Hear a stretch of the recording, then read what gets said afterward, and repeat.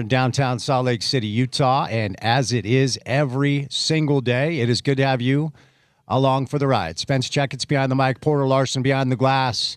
We will crown a national champion in college basketball tonight as the Yukon Huskies take on the Michigan Wolverines at 6:50 Mountain Time. Michigan, a very healthy favorite. They're getting 6 in the hook, 6.5-point favorite, over under about 144.5. The line did open at about 7.5, and it moved the way of UConn. It's going to be a tough task for the UConn Huskies. We'll get you ready for that game tonight and talk some college basketball. The transfer portal in the world of college basketball will open tomorrow. Alex Jensen will join the Reality Check podcast coming up next week, the head coach of the Utah men's basketball team, as Alex continues to try to rebuild this program. Terrence Brown officially announced that he is in the transfer portal. So some college basketball news. Utah State introduced their head coach over the weekend. And hopefully he'll stick around longer than a couple of years. 4th head coach in 5 years. So we got to know Ben Jacobson a little bit. The Templin kid is going back to Utah State. So good news there for Utah State. Carson Templin was the Conference Sixth Man of the Year. Utah State now heads to the Pac-12 with a new head coach. Halfway through spring football up on the hill for Morgan Scalley and the Utah Utes. Utah Jazz have now lost 9 straight basketball games, only 3 games left for the Jazz. The Mammoth are on fire. The Utah Mammoth played some really good hockey as of late. They're all but assured to make the Stanley Cup playoffs. We'll talk some hockey on the show today. And, of course, down the stretch, we come in the NBA playoff positioning. Even though we know every team that will be in the field, we're still waiting for some seeds to settle. RSL, Real Salt Lake, 5 games unbeaten now.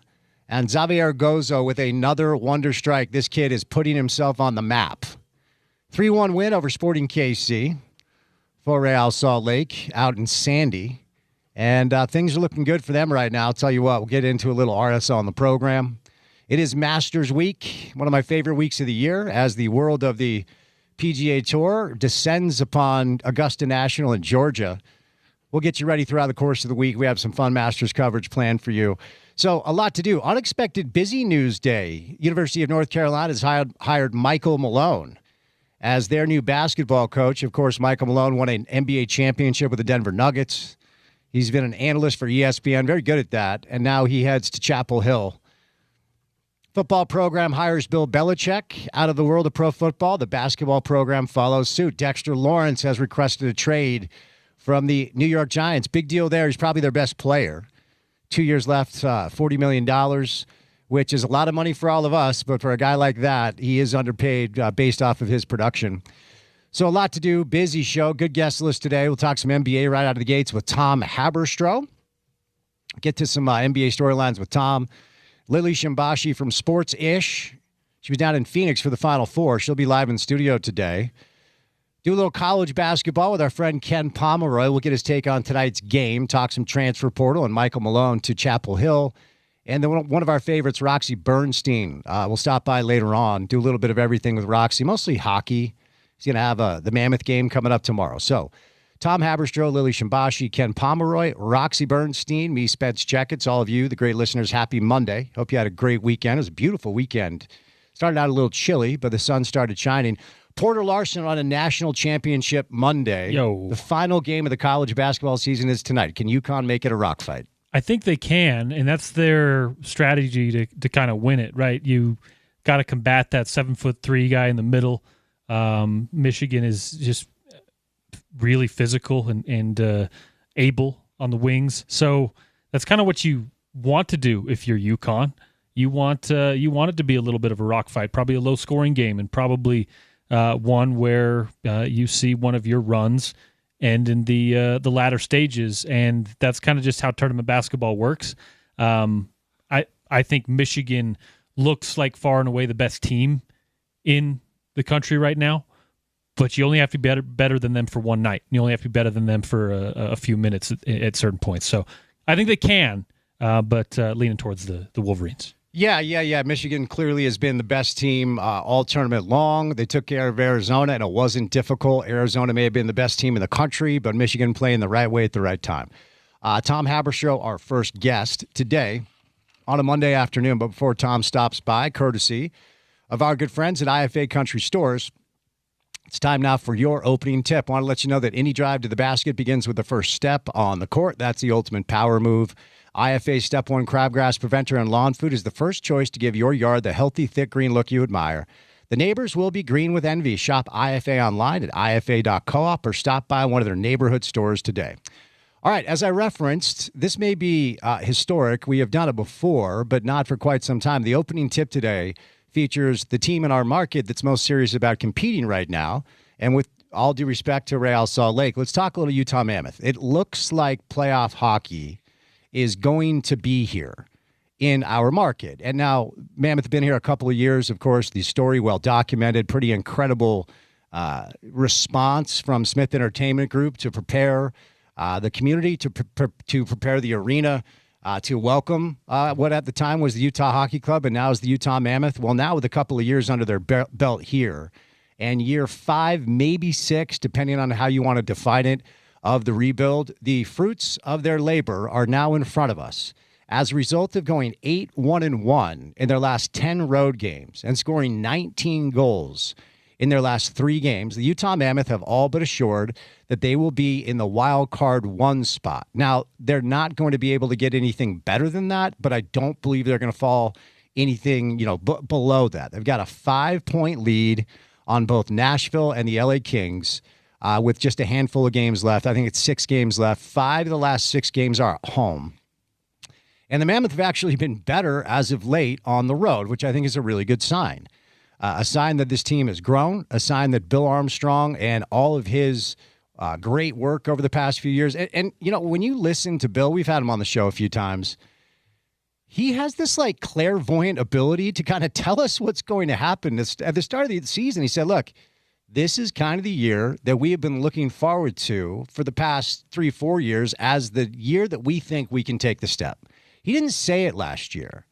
Now, they knocked on the door last year, but didn't quite qualify for the wild card. They were in it up until about the final, and for honest, 3 weeks of the season, maybe 4 weeks of the season. And what was going to take place over the past 2 weeks was going to determine whether or not they were going to be able to get over the line. And they have absolutely responded. Okay, so 3 straight wins, as I referenced, 19 goals, all on the road. What is working right now for them?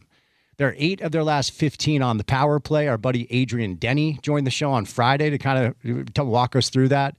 They're the best team in pro hockey at killing penalties since March the 15th. They're number 1. They're the only team in the NHL that has 6 players that have 20 goals or more. That is massive production. Clayton Keller got his 3rd hat trick over the weekend of his career, the first hat trick in 3 years. They had 3 players with double-digit point games in the 6-2 win over Seattle, and then they got the Canucks 7-4. And against Seattle, they went down 2-0, then scored 6 straight goals. Now, what is possible for this team this year? That's the question. Because when it comes to who they will play in the playoffs, it does look like it is either going to be Anaheim or Edmonton. And we're not sure who as of yet, because both those teams are tied on 87 points for first in the Pacific Division. Okay. Edmonton has the best player in pro hockey in Connor McDavid. Last year in their Stanley Cup run to the final, they lost their first 2 games and then really turned it on. You do not want to see Edmonton. Okay. So if you're a Utah Mammoth fan, your hope is Anaheim can figure this thing out, and that's who you run into. And I'll remind you what Adrian Denny said on the show on Friday. Could we see a Western Conference final run from the Utah Mammoth? Oilers in town tomorrow, which should be interesting. That'll definitely potentially be a playoff preview. I would have a hard time picking the Mammoth to beat the Oilers in the first round, but I could absolutely see them taking care of Anaheim. And in this sport, unlike the NBA, every year it seems like there's an underseeded team that wins a couple of rounds in the Stanley Cup playoffs. In the NBA, upsets are very rare. It's why they play 7-game series. They had the first round at 5 games for a while, but the NBA did not want to risk an upset. They want to make sure that their television partners get the best product possible. And it's just rare. We may see it this year because we have a generationally special player in San Antonio named Victor Wembanyama.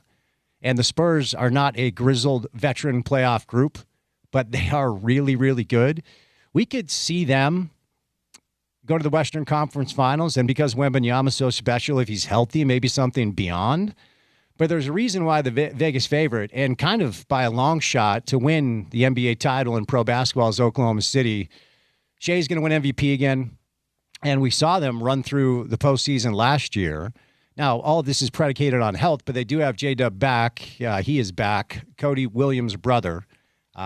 Maybe I should not call him Cody Williams' brother. But ultimately, he is back, and he's their number 2. They boat raced the Jazz by, 35. I turned it off in the second quarter because, the Jazz. But right now, I think this market should be prepared for what I perceive to be the best in postseason tournament in all of pro sports. That is the Stanley Cup playoffs. If you've never experienced the Stanley Cup playoffs, I'm going to encourage you to try to get down to the Delta Center to watch this thing. It is unbelievably intense. If you saw the gold medal game, when the U.S. beat Canada with Jack Hughes' golden goal, that's just like a small piece of what this entire thing is like.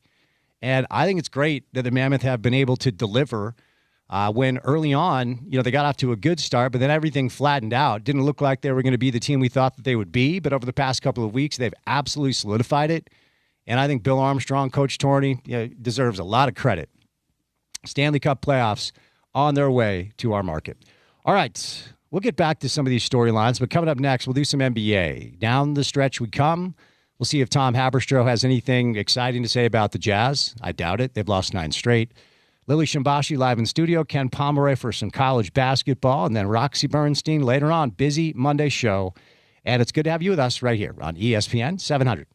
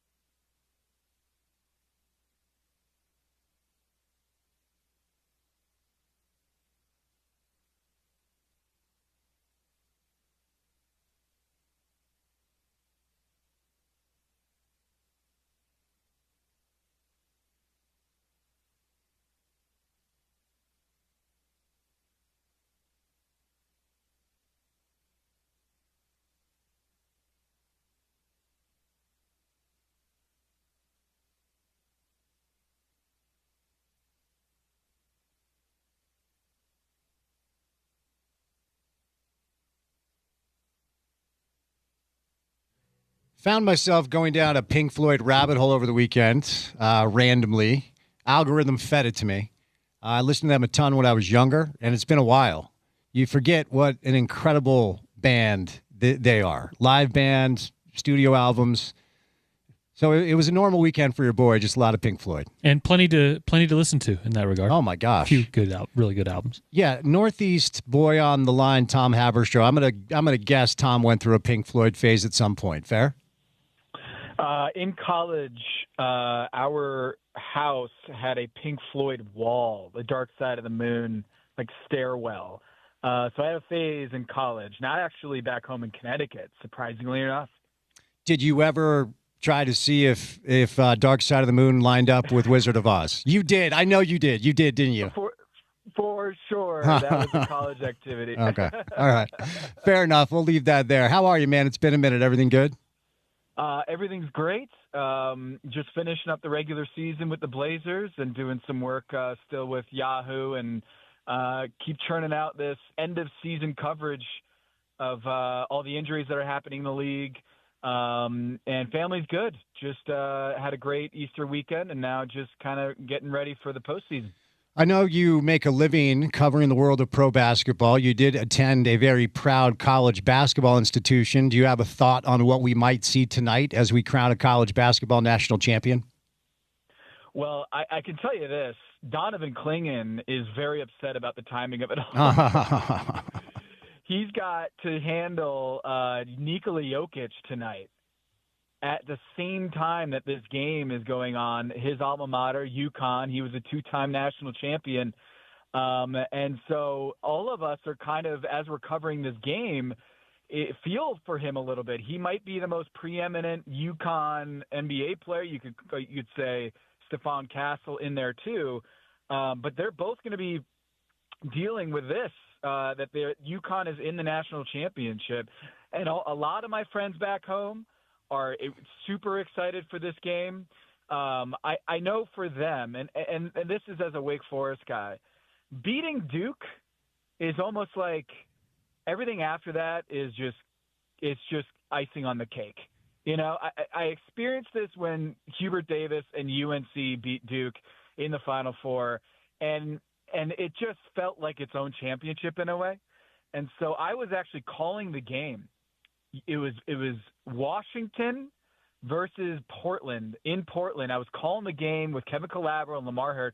We were having an awesome time getting ready for the third quarter. It was a bit of a blowout. And then suddenly the entire arena erupted out of nowhere.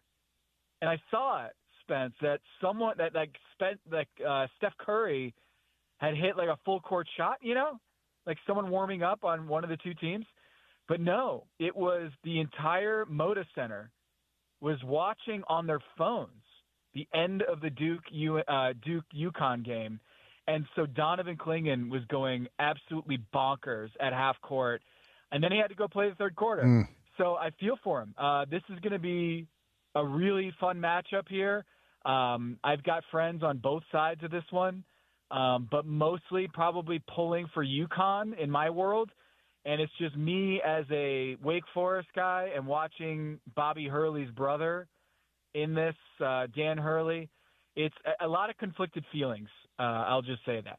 Give me your take on Dan Hurley. I mean, look, you can't argue with the results. As far as NCAA coaches who have coached 20 or more games in the tournament, he has the second best winning percentage in the history of the sport. The guy that's first is a guy named John Wooden. But stuff like, and you know, the report is he's buddies with the official, that he gently head-butted or whatever. College coaches seem to be unhinged in a way that most pro coaches are not. So, again, you can't argue with the results, and his players seem to love him. What are your thoughts on Dan Hurley? Yeah, you know, I'll take it this way. I'll take it in this direction. I feel like certain coaches are built for college basketball, and he seems like he's built for college basketball. I don't know that his energy, we'll call it, would be tolerated in the NBA. And I'll bring up one of the most surprising hires that I've been covering the NBA is Michael Malone, just taking the job for UNC. he's also a guy that I have found in the NBA that he has more of a disposition for college than the NBA. He's a fiery dude. He's a New York guy. And it always seemed to me that he was like this throwback coach who got into it with officials. A couple times he's been ejected for getting literally in the way, in the face of NBA referees and getting tossed from games because he's crossed the line with his antics with the officiating. And you know me, I think that there's a lot of room for improvement for the NBA officiating. They are not officiating. They're not flawless. But in a weird way, when I saw the UNC news, I thought, that makes sense. I could see Michael Malone working there, not from a Dean Smith, friends with Mike way, friends with Mike not being Michael Malone, being Michael Jordan, friends of Mike.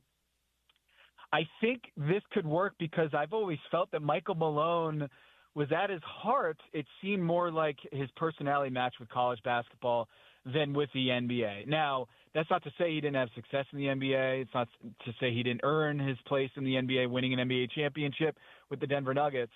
But I just feel like he and Dan Hurley are kindred spirits in that they are very big personalities, and in an NBA where you don't make more than anyone in your starting lineup, that's a very different dynamic in college basketball where Michael Malone will be the highest paid player or highest paid person in that locker room.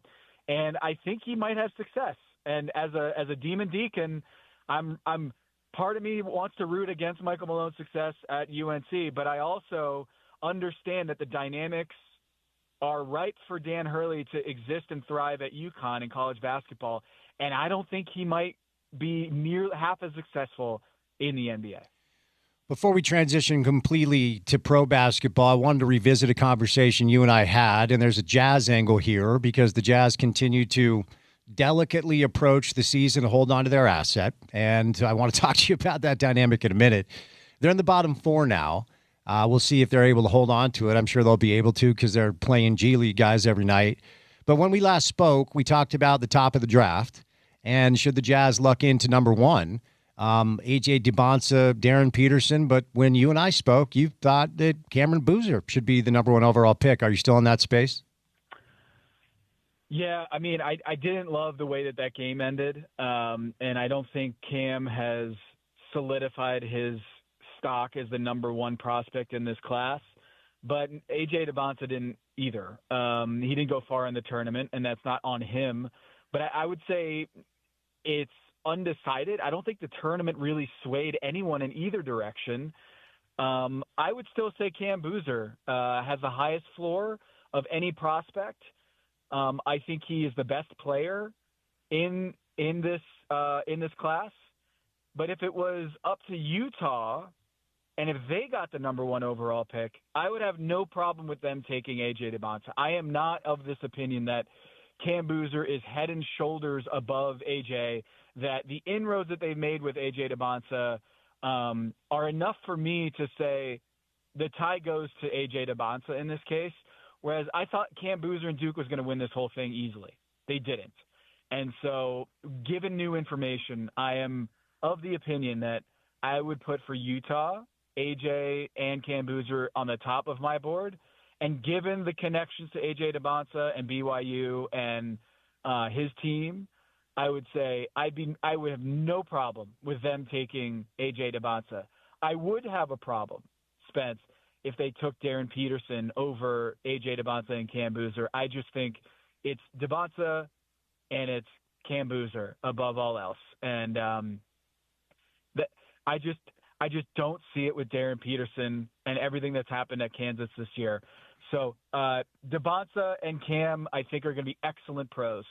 And I would say Cam has a higher floor and DeBonsa has a higher ceiling. And for Utah, I have no problem with them making the calculus that we should be swinging for the fences because that's the best way that we can get to the championship is guys with that kind of ceiling.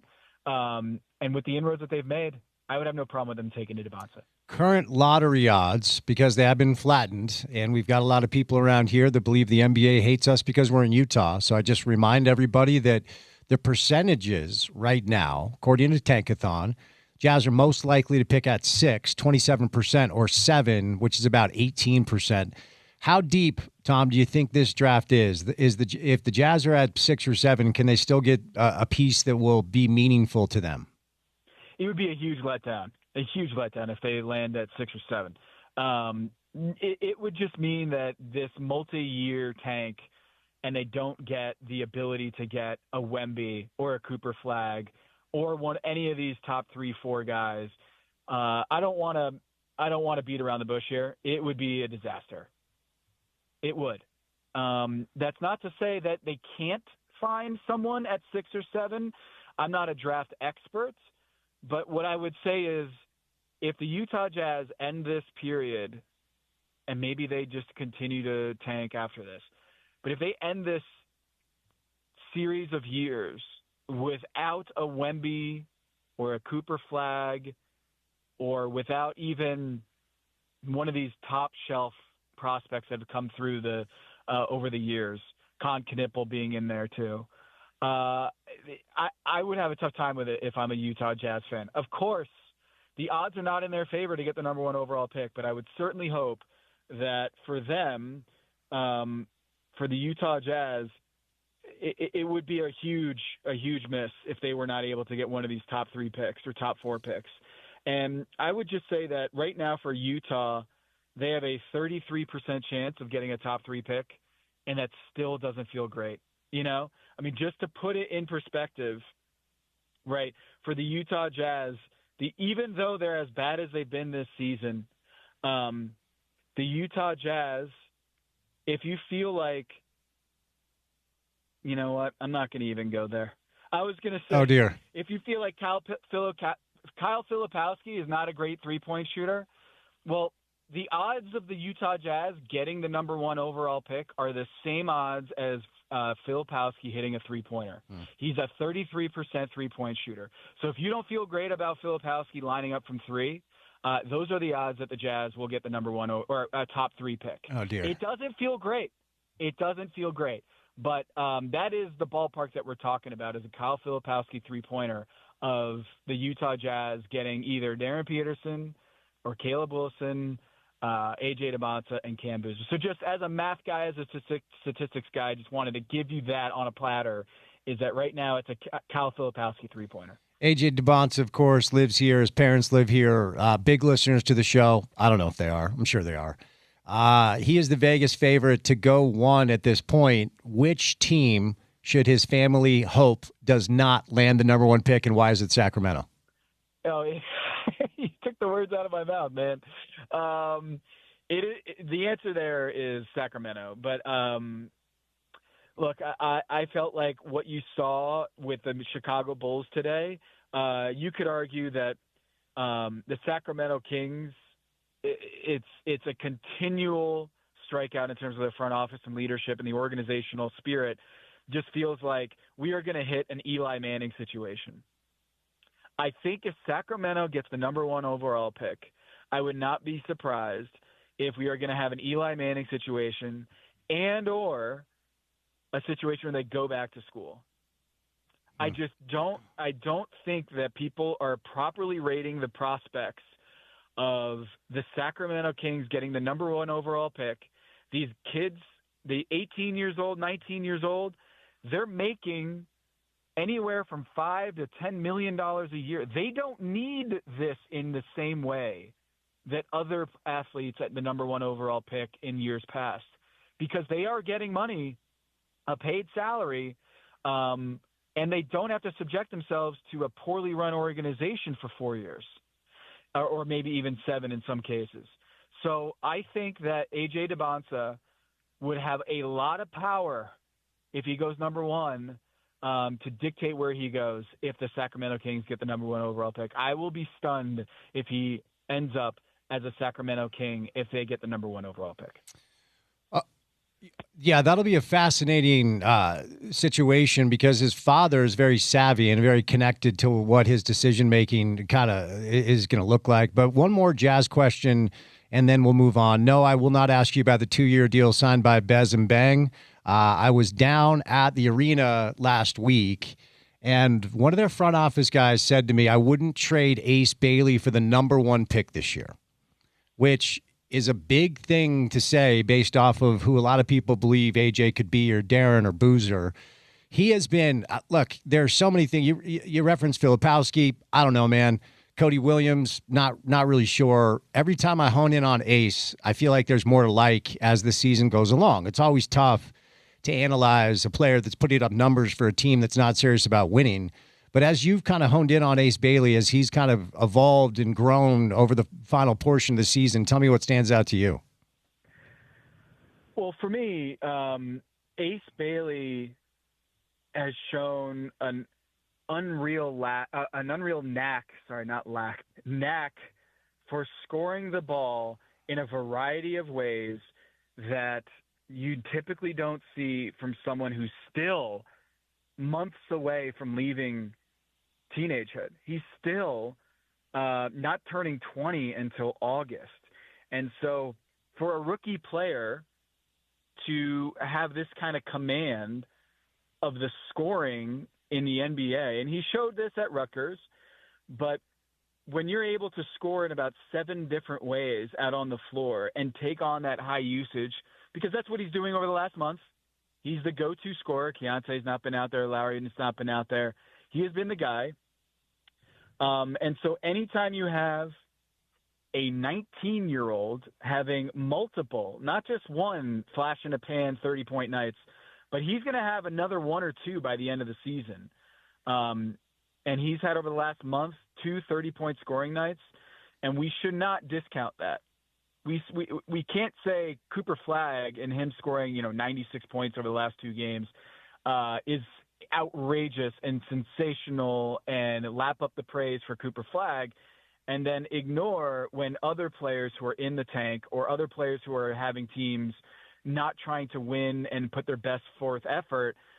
When Ace Bailey is putting up big scoring nights, maybe not to the same magnitude, but we can't do this thing where we put and elevate Cooper Flagg scoring nights and then downgrade someone like Ace Bailey. So I think he's a legit scorer.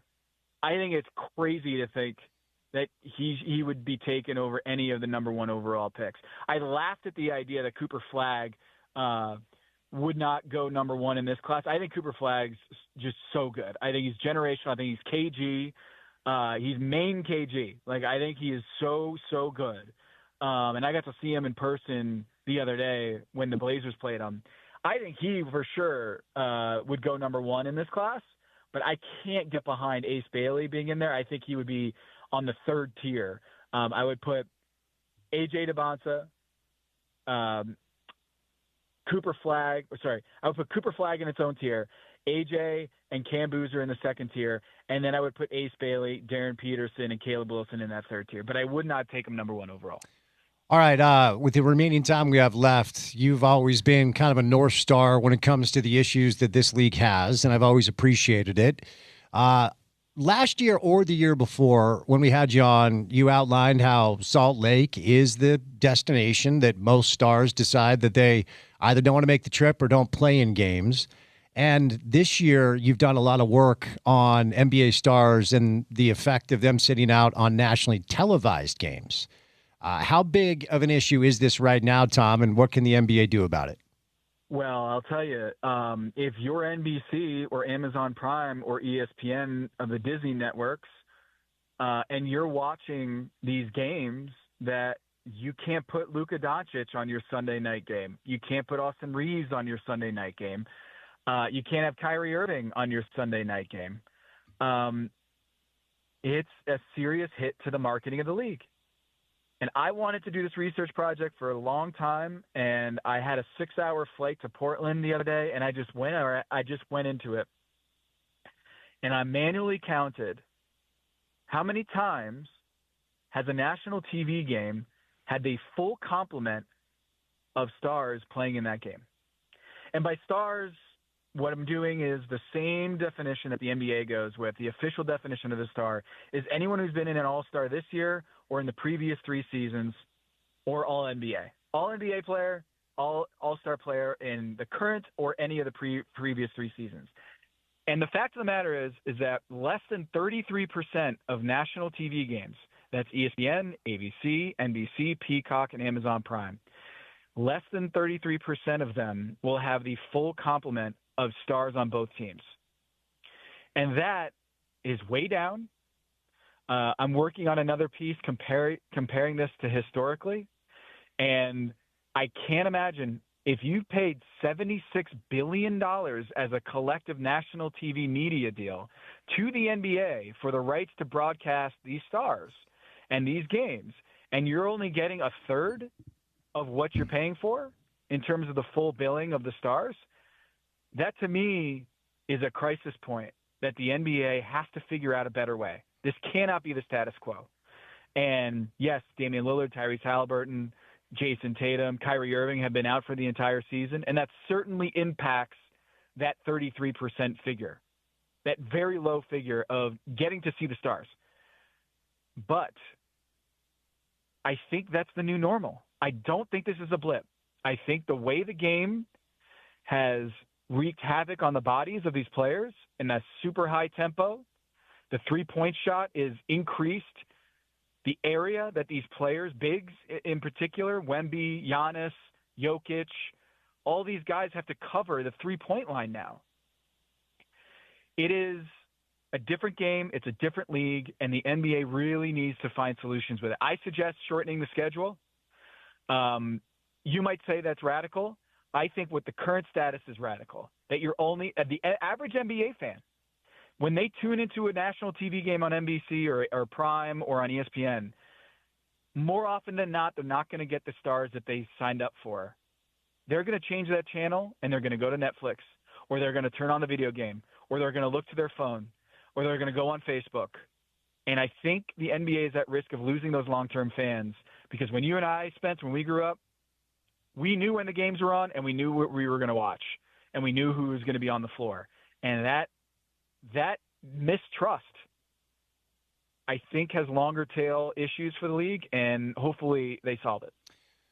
So the cynical response, Tom, and I'm just going to give it to you, and then you tell me what the actual truth is the NBA would never cut the schedule because they need to give inventory to their TV partner, so it would cost them revenue. To that, you say what?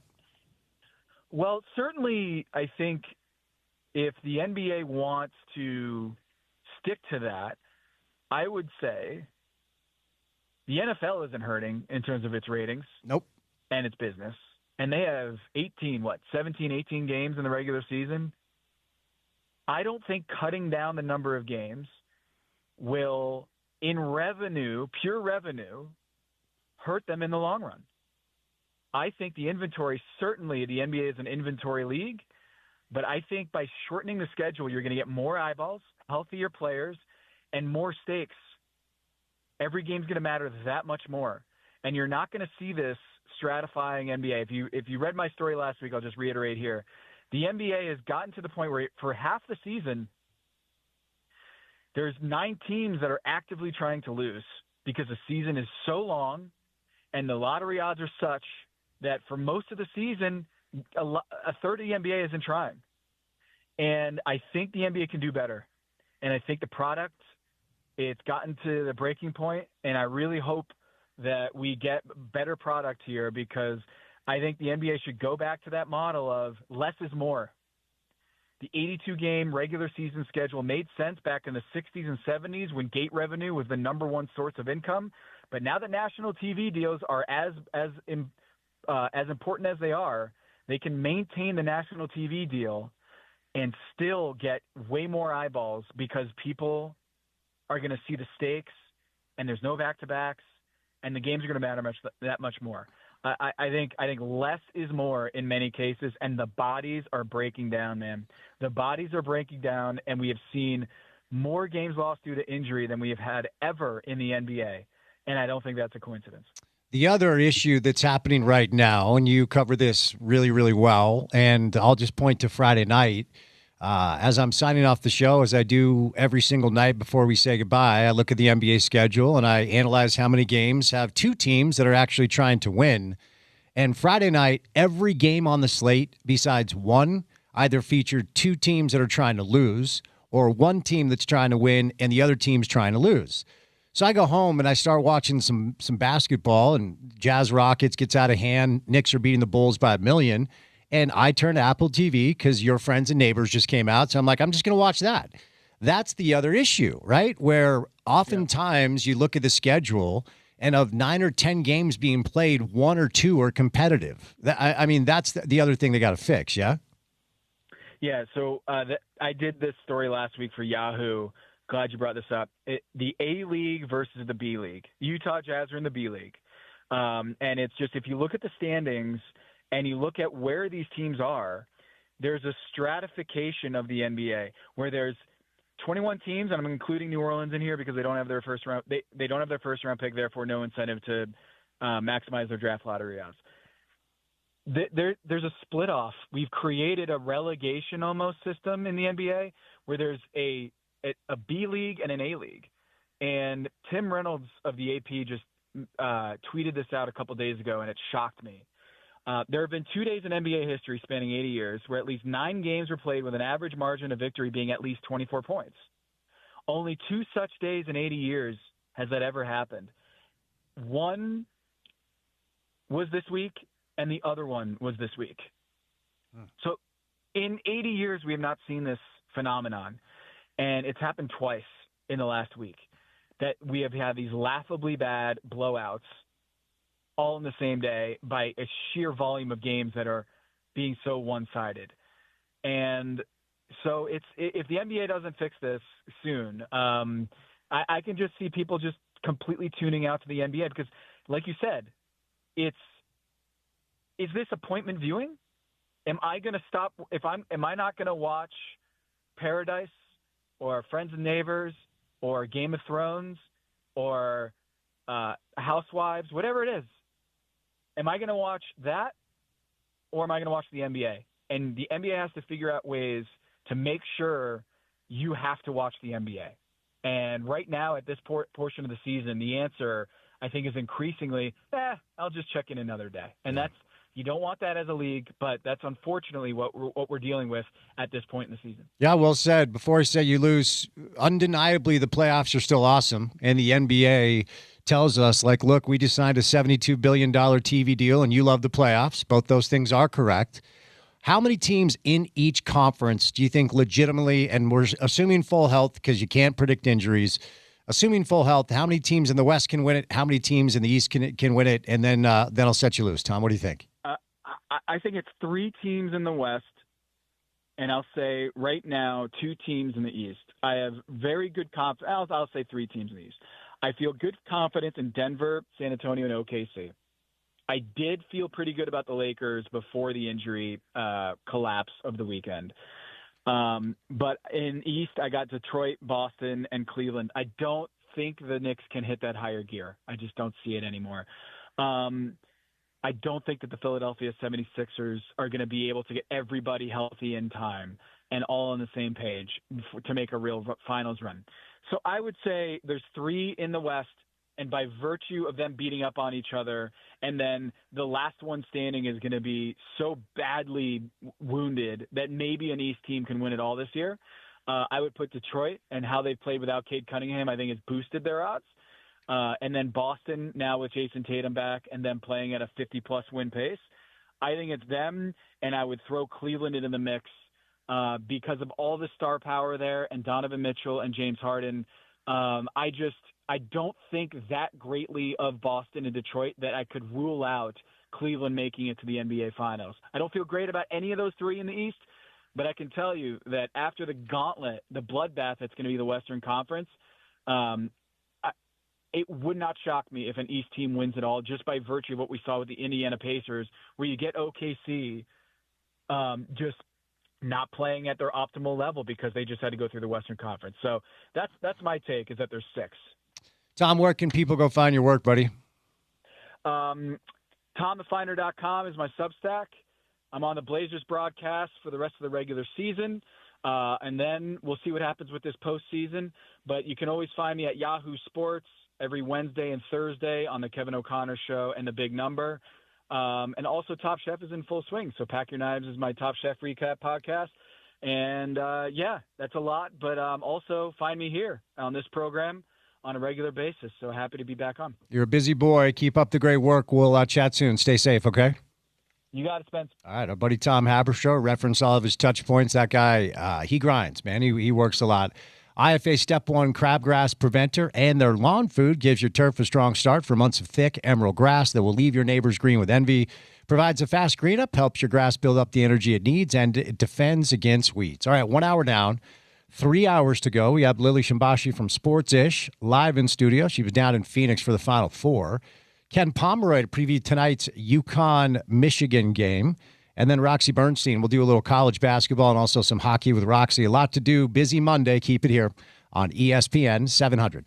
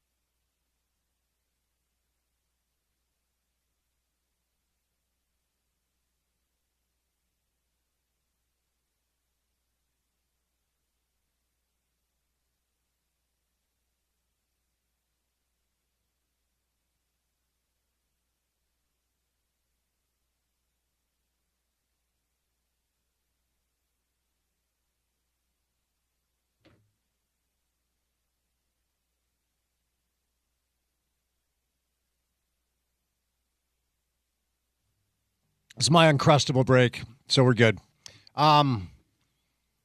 Is it Ronan Farrow, the reporter, podcaster that has taken a bunch of celebrities down? Ronan Farrow, right? I think that's who it is. Borat? I think that's who it is. Yeah. Sounds familiar. Alan Shipnuck is becoming that for pro golfers. There's an excerpt from Alan's book that he's releasing this week. Alan's the one that wrote the book on Phil Mickelson, that basically revealed him to be, how shall we say, a reckless? Well, now he's released one on Rory McIlroy in preparation for the Masters. The Daily Mail's got a bunch of just excerpts from it. Apparently he's a bit of a philanderer, has trouble holding relationships down, I guess. I'm just learning this. Yes, Ronan Farrow. Yeah. Son of Mia Farrow, Woody Allen. Shout out. Well, So no. I'm not giving Woody Allen a shout out. Yeah, it's okay. Kind of like knew about the industry and then took some of it down through his journalism there. Okay. I hadn't seen the Rory stuff, so I'll have to catch up on that. My guess is if you do that, there's a lot to dig in the golf world. I'll just say that. Well, with some of those guys, you may have some insight here because you worked at some of these golf courses, some of the high-end courses here in the state. And I'll tell you, I went to a PGA Tour event. It is Masters Week. We'll be covering the Masters tournament at Augusta National. Pumped for it. One of my favorite weeks of the year. When I went down to the tournament last year in Florida, I learned as an honorary observer, being able to walk inside the ropes, there are full-time employees that are in charge of making sure the women who are there to potentially catch the attention of golfers participating in the tournament are, how shall I say, corralled. Right? Did you ever see it? I mean, you worked at some of these courses. Never events like that, and never had the job of corralling anybody. But yeah, I mean, I had jobs where my a task that day was to just make sure everyone had a good time and didn't die on a golf course, right? And those guys get loose. A lot of them have a good time while they're out there. But no particular insight there. But I can at least corroborate some of the good time having. Yeah, I was taken aback a little bit because, as I've said before, and I'll say it again, all of these dudes are goobs. All pro golfers are nerds, okay? So, they're not NFL players, they're not NBA players, they're not even soccer players. Even some soccer players have a little bit of swag. All golfers are nerds. Even Tiger is a nerd. So, when I went down to the tournament in Florida last year, that was last year. I don't even remember what I ate for breakfast. I was not expecting to see the jersey chasers. At least that's what they call them in the NBA and the NFL, that I saw. Polo chasers. Yeah, indeed, polo chasers, green jacket chasers, just lingering all across the golf course, walking up and down. A lot of these guys are married, but according to Alan Shipnuck's new book, it doesn't really matter. Rory's a nerd. He's an unbelievable golfer, but he's just this little Irish dude who says weird things in press conferences. Ricky Fowler's pretty cool. Brooks Koepka's got a little swag. Most of these guys are total dorks. Ricky Fowler just has your style. That's all. I like Ricky's style.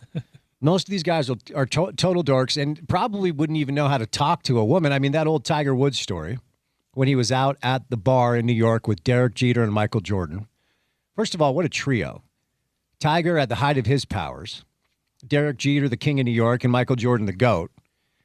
They're all at a club, and of course, the women are surrounding the group. And Tiger turns to Michael Jordan and Derek Jeter and says, I don't know how to talk to them. What should I do? To which Michael Jordan gives the most Michael Jordan response of all time, which was, tell him you're bleeping Tiger Woods. Yeah, that's all you got to do, Tiger. Tell him who you are. Are you a Masters guy? I don't. Oh, think, yeah. This is the best. You'll get the hipster like, no, the U.S. Open's better. No, the Masters is the best golf tournament of the year. No, it's all about Augusta. It's all about the Masters. There's nothing that compares to it in the golf world. Now, as far as the actual golf goes, yeah, the other majors are just as weighty, but there's nothing that brings the feel of golf that the azaleas and the course at the Masters does, and of course the history behind it's pretty fun. Unfortunately, Tony Finau will not be participating this year. Could not get it done at the Valero over the weekend after being tied for the lead after one. Kind of came back down to earth. So Masters tournament coming up this weekend. We will have it covered for you. All right, we're going to bring in Ken Pomeroy today. We'll get you ready for UConn, Michigan tonight as the world of college basketball will crown a national champ. Roxy Bernstein a little bit later on. We did discuss with Tom Haberstroh some of the college basketball storylines, and we talked about the Mammoth earlier to start out the show today, and the Mammoth have earned it. They're playing some really good hockey. I do think we will have playoff hockey in our market, which should be a really, really exciting thing. Some interesting stuff with Tom Haberstroh, though. Porter, I feel like you have been on the whole, like, the NBA needs to shorten their season for quite some time. So Tom does, I think, probably the best work of any NBA media member when it comes to digging into the data to try to learn just how real narratives are. Because for a few years, I just would say all the time, like, it feels like Salt Lake City and the Utah Jazz are the team that stars most often sit out against. I didn't have any data for it, but, trying to get ready for these games, and unfortunately so many people in our market would buy tickets to, a Mavs game, and when Luka was with them, and then Luka would not play, and I could keep going down the list. Steph Curry didn't make the trip this year. And 2 years ago, Tom dug in and did the study that indicated the two markets most adversely affected by stars not playing NBA games, Salt Lake City and Denver. Now, because we're both neighbors in the same time zone, how much of that is being a flyover market? How much of that is being, players not wanting to make a stop, before they head to the coast? I don't know, but that's what the data says. And Tom's latest for Yahoo Sports is a deep dive into all of the TV partners, okay? The reason why this is important is the NBA has essentially put up a smokescreen to criticism by saying the following. If I say you have an issue that your employees don't want to show up for work, they say, oh, really? Just signed a $72 billion TV deal and you still like the playoffs. That's what they say. Both those things are right. They did just sign a massive TV deal. The business of basketball is good, and we all still watch NBA basketball in the playoffs, right? So that's a fair thing to say because it's not incorrect. I think it's a distraction from the actual issue. So the reason why it's important to point out how the TV partners are being adversely affected is that at some point, this is going to come back to bite you. In fact, in a way, it already has. If you hadn't heard, the salary cap was released for next year, and for the first time in forever, it is going down. Not by much, couple mil here or there. It's not a massive thing, but every time the salary cap, the luxury tax, all those things, every time they're announced, you usually see a spike because the business is usually good. For the first time this year, it's announced that it is going in the other direction. That's not nothing. I can promise you that. So if your television partners are not happy with the product you are giving them, this isn't rocket science. They're going to ask you to do something about it. And remember, they want their inventory, period, end of story. That's why the discussion about shortening the season gets a little interesting. And we all learned a lesson over COVID, right? NBA shuts down. ESPN and ABC contact them and say, look, we have to put something on television. And you're our partner, so you have to give us something to put on TV. Do you remember what they did? We watched Mike Conley win a horse tournament from his backyard, okay? Is that because we were pining for horse? No. They had to do something. They had to throw something on television, okay? So as a TV partner, okay, you're going to put pressure on your entertainment product to make it better than it is. So you're talking about the Disney networks, which is ESPN and ABC, NBC, Peacock, and then Amazon Prime, okay? Those are your main TV partners for the NBA right now. No data on local networks like KJazz. And side note, we're very lucky that Smith Entertainment Group decided to go that route. There are some markets where the RSN stuff has caused so much chaos, you have a hard time even watching your team. Even though the Jazz are unwatchable, it's good to have the option to watch it. So we'll go over this. So Tom Haberstroh, it's up on his Twitter page, and he wrote it for Yahoo. So on ABC, there have been 23 games played this year. Games with your full complement of stars, 10.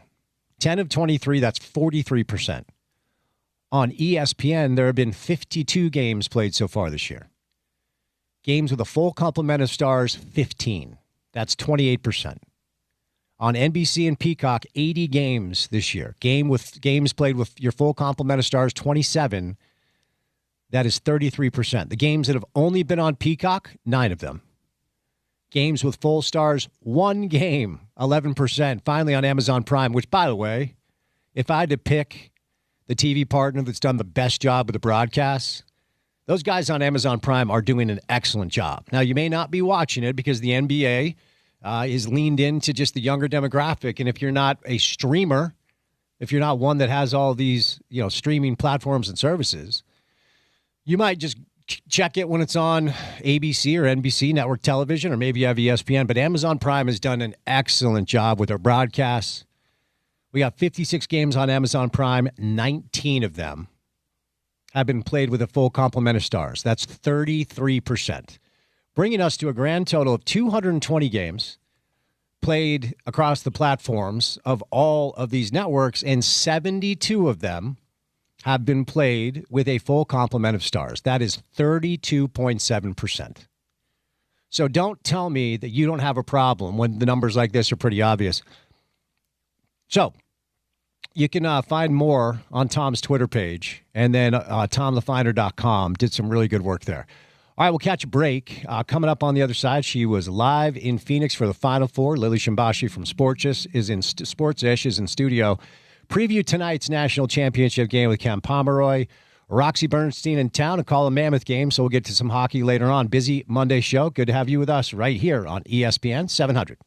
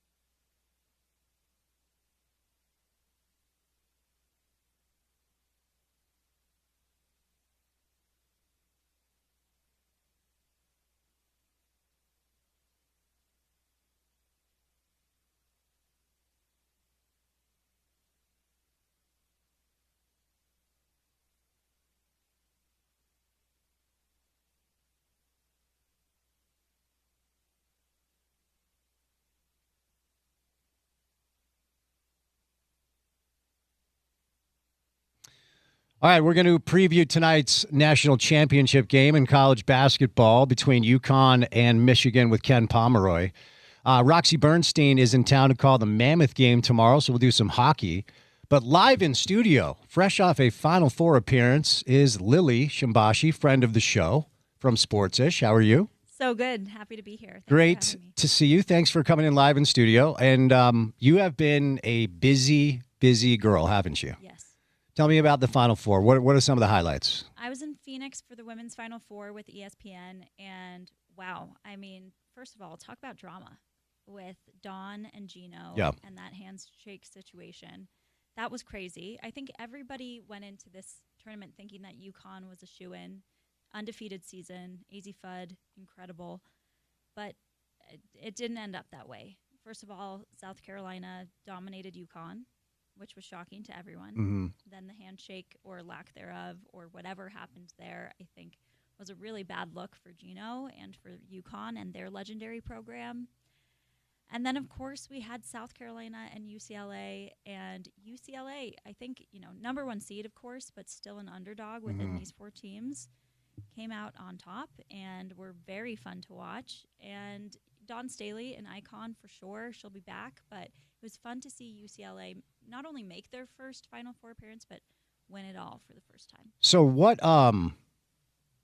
was it a pregame handshake that Gino felt like Dawn Staley ignored? Is that unpack that? Tell me what happened there, because I think most people just saw the postgame chaos. Right. That was his claim, is that typically the coaches meet up on the court before pregame and shake each other's hands. And Dawn, he said he waited for her for 3 minutes and that she never came, but actually video footage shows that they did embrace before the game. Okay. So I think Dawn, had done her part, and Gino was being a really bitter, sore loser. He's, legendary as a coach, but it was a bad look. Yeah, and he has that reputation, right, of not being, because he doesn't lose very much, and when he does, he just kind of acts like a baby. Yeah, and Pat Summitt, so legendary. Yeah. She and Gino did not get along. That's right. She never had nice things to say about him. Yeah. So I don't know, maybe this is a true colors moment. Mm-hmm.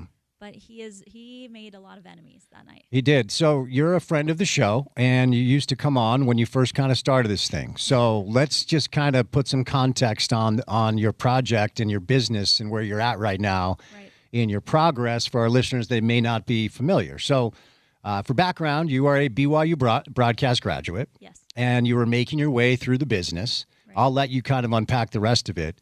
But what I like most about what you've done is you were kind of like, where's my lane? Oh, I guess I'll just go create my lane. So just give us a little background and kind of the progress and where you're at right now. Yeah. So I graduated BYU broadcasting, and I really wanted to be a hockey sideline, rinkside reporter. That was always the dream. And in Utah, the only hockey team at the time was the Grizzlies, ECHL. And I emailed every single person there, called, sent my resume, walked into their office one time with my resume, like I was Elle Woods or something. Mm-hmm. And they didn't want to see me. They didn't take my resume. They didn't answer my emails. What I was saying to them was, listen, I know hockey, and I also know sports social media is going to be the next big thing. Let's start a social media platform. Let me, do in-game reporting. Let's do fan engagement that way. And they just completely dismissed it. So I applied to be a broadcast assistant at the Jazz. So my very first start, I worked under David Locke there, and I had a great experience there. But I also felt like the content we were putting out was a little stat heavy and boring to me, as someone who, when I talk about sports, I like to talk about who these people are. Right. And storylines over stat lines was kind of my whole thing.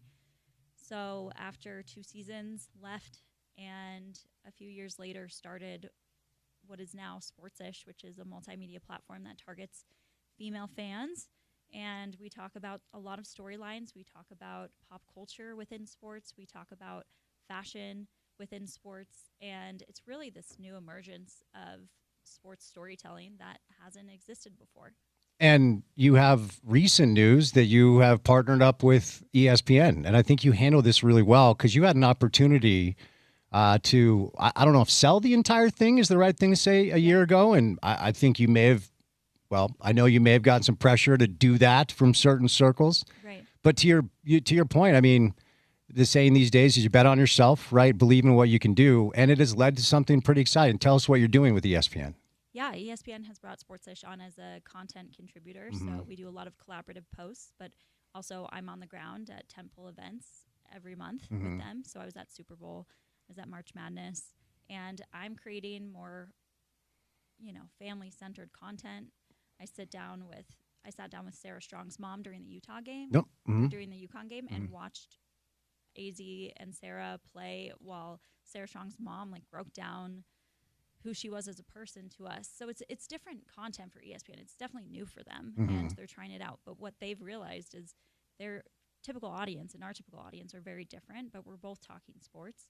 They want to reach the female audience. We have 89% female fan base that's between the ages of 18 to 35 who are very engaged and loyal, and they want that. And so they brought us on as a collaborator. So when it comes to kind of, I don't know, the best way to say this, like influencers in your space, Sure. and the way that mainstream media companies are finally realizing, no, we need that. I feel like maybe it was ignored for a while. Yeah. The world lives on the internet, Right. like it or not. Like, you're going to have to sit down and show me how to TikTok because suddenly I'm doing that. I don't know what to do. I have no idea. You're doing great. I'm just posting what they send me. I'm like, hey, watch it. And then I go to the feed and suddenly I know way more about Taylor Frankie Paul than I ever wanted to. Oh, I'm sorry. It is a really weird world. But talk about kind of that, the combining of worlds, how an ESPN looks at a sports-ish, and maybe 5 years ago they didn't even know you exist, and suddenly they're like, no, we need that. What do you think led to it? I think people are realizing how powerful the female consumer is, how much they buy, how loyal they are, how engaged they are, how chronically online a lot of us are. And they want that. They want that fan base. I think for a long time, women were not even considered when sports marketing or sports strategy was talked about. The female fan wasn't necessarily considered for a very long time. And then you saw how powerful they are. And, I know we joke about Taylor Swift, and so many people don't like her. We're Swifties on the show. We're Swifties. I appreciate it. Yeah. I think you should be. But what ultimately most people can respect about her is what she's built and what the women who are fans of her have done for her in terms of ticket sales and album sales and merch sales. Sports really needs to follow that same model because she's so lucrative. Let's look what it's done. Yeah. And I think you see that women, when they love something and when they're engaged, they can make powerful fans. Women be shopping. We be shopping. So ultimately, I'm teasing you. How did, and just from my seat, witnessing your growth and then following how many people are consuming it, the Taylor Swift, Travis Kelce dynamic. Yeah. What sort of effect did that have on your business and just people just being more exposed to what you're trying to do? I think a lot. I think Taylor Swift showing up to football games showed people you don't have to know everything to enjoy sport. When I talk to women before that whole event, they would say, oh, well, I don't know anything about sport. It's really not for me. But ultimately, sports can be enjoyable even if you don't know all the rules. I certainly know that there are people who sit and watch hockey games that don't know every single intricacy of hockey. They probably don't even know what icing is, but it's still a fun thing to go do. And so this gave women kind of this feeling, oh, wait, Taylor Swift enjoys it. I enjoy her. Maybe she's onto something. Should I start to engage in this sports fandom? I've seen a lot of Swifties, so to speak, who started watching football become loyal sports fans. Yeah. So she is estimated to have made the NFL $1 billion. I believe it. It's hard, I think, people that just exist in the sports ecosystem to understand her power. Right. And look, I couldn't name 5 of her songs, but you just have to respect the way she's gone about her business. And I'm always fascinated by people who just move the needle. Yeah. Right. And so, for all the people entrenched in the ecosystem of sport that don't understand her power, maybe they've been able to understand a little bit more. And for all the people in her ecosystem because I can remember the first few videos you would post about it, some of her fans would latch onto it and literally knew nothing, not a thing about football. Right. They were kind of confused, what's a Kansas City Chief? And so now maybe they've been exposed to a game that, honestly speaking, Lil's football has captured America. Right. And that doesn't have a gender, that doesn't have a race, that doesn't have it's everybody on NFL Sundays comes together and they watch their team play. And so I think there's an interesting kind of intersection crossover there when groups can become familiar with what the other thing thinks is cool. Right. Yeah. I think football is something that's contagious. Sports are contagious. So if you just go, or if you just turn it on, or if you just watch, you're going to start, first of all, understanding.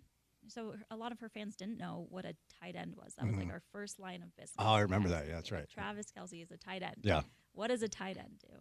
Well, it's actually a really cool position because they can block, they can also catch and score. And so we had to establish a few of the football 101s with the Swifties, but they became contagious rabid fans who know a lot about football, and now they're talking about draft picks. It's very funny. Do you feel like, so the way I always kind of frame it, ESPN recently killed Sunday Night Baseball, Right. and they're replacing that with women's sports programming. Right. Okay, they wouldn't do that if the business model didn't tell them to. Okay, so to me, the last kind of hurdle that women's sports had to get over is when people with money decided they wanted to invest their money into the product. Right. And we're seeing valuations for NWSL teams skyrocket, for WNBA teams skyrocket, and the ratings back it up. When Caitlin Clark was playing college basketball, more people watched the women's tournament than the men's tournament. So we have crossed over what I perceive to be the final frontier for women to finally say, you know what, we've arrived. Because it's one thing to have champions of women's sports, and it's another thing to have a moment in time, like Brandi Chastain and the U.S. women, they win and she takes her shirt off and everyone's like, oh, what's this? We're really beautiful women are playing a sport. Yeah. But now I think we're seeing the revenue back up what you've been talking about for a long time, that no, women are interested in this and there is an audience for it. Are we seeing data to back that up? Oh, absolutely. I think what women's sports have been through over the past 5 years is fascinating, because when I started Sportsish 5 years ago, it was estimated that 9% of sports media coverage was dedicated to women's sports. That's not enough, right?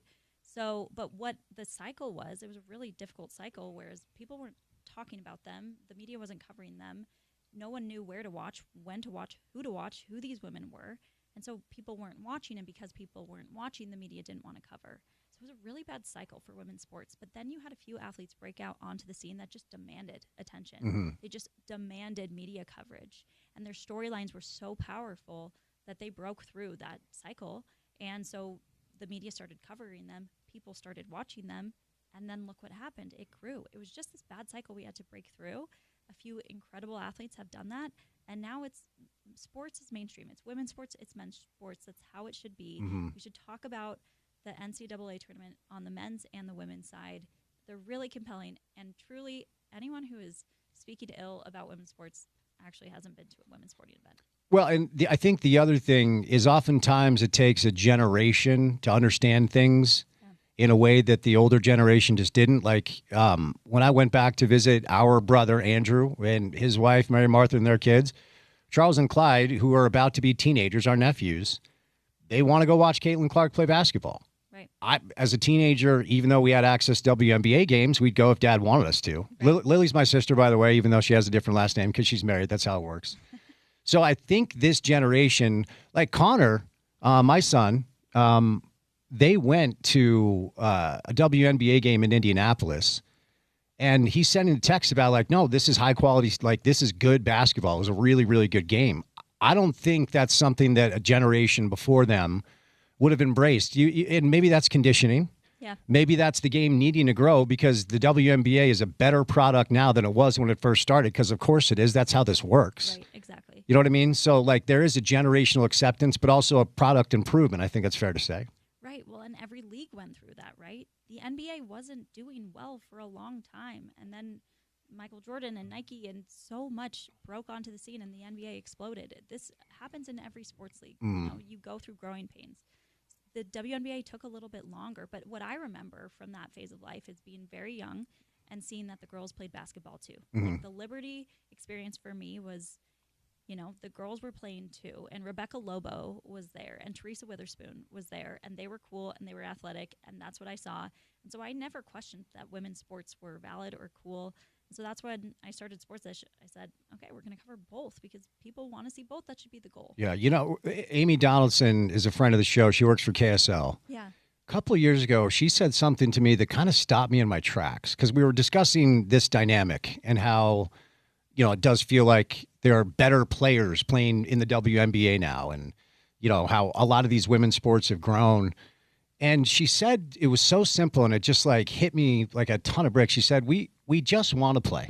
Yeah. We just want to play. Yeah. That's all. Like, we just want an opportunity to go play as well. She was spearheading this project to try to turn. So the Bees have moved out south now. Yeah. So the ballpark downtown, I believe it's still vacant. And Amy wanted to create it into a venue for women's sports to have a home. Because we have a women's professional volleyball team. We have a women's professional rugby team. I mean, we have 4 or 5 women's teams that are like fighting over practice space at parks and have no operational headquarters. So her whole thing was to try to create a home for them and plead with our legislators and leaders to take a look at it.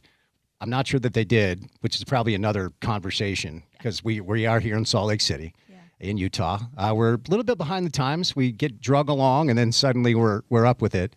But when she said that, like, what critics of female sports don't understand, we've always just wanted to play. That's it, right? It was simplistic yet really, really powerful. Yeah, and I think they wanted to play, and then they wanted to be paid to play. Yeah. I think why that is controversial is beyond me. The amount of people I've sat next to who are arguing why the WNBA doesn't make enough money to pay the players well, I mean, is actually sad. And I think ultimately, like, understand that little ears are listening, and young girls now have the opportunity to dream to be a professional hockey player, a professional golfer, a professional basketball player, like a professional soccer player, rugby, football. There's tackle football. There's flag football. That was not an option when I was growing up as a little girl.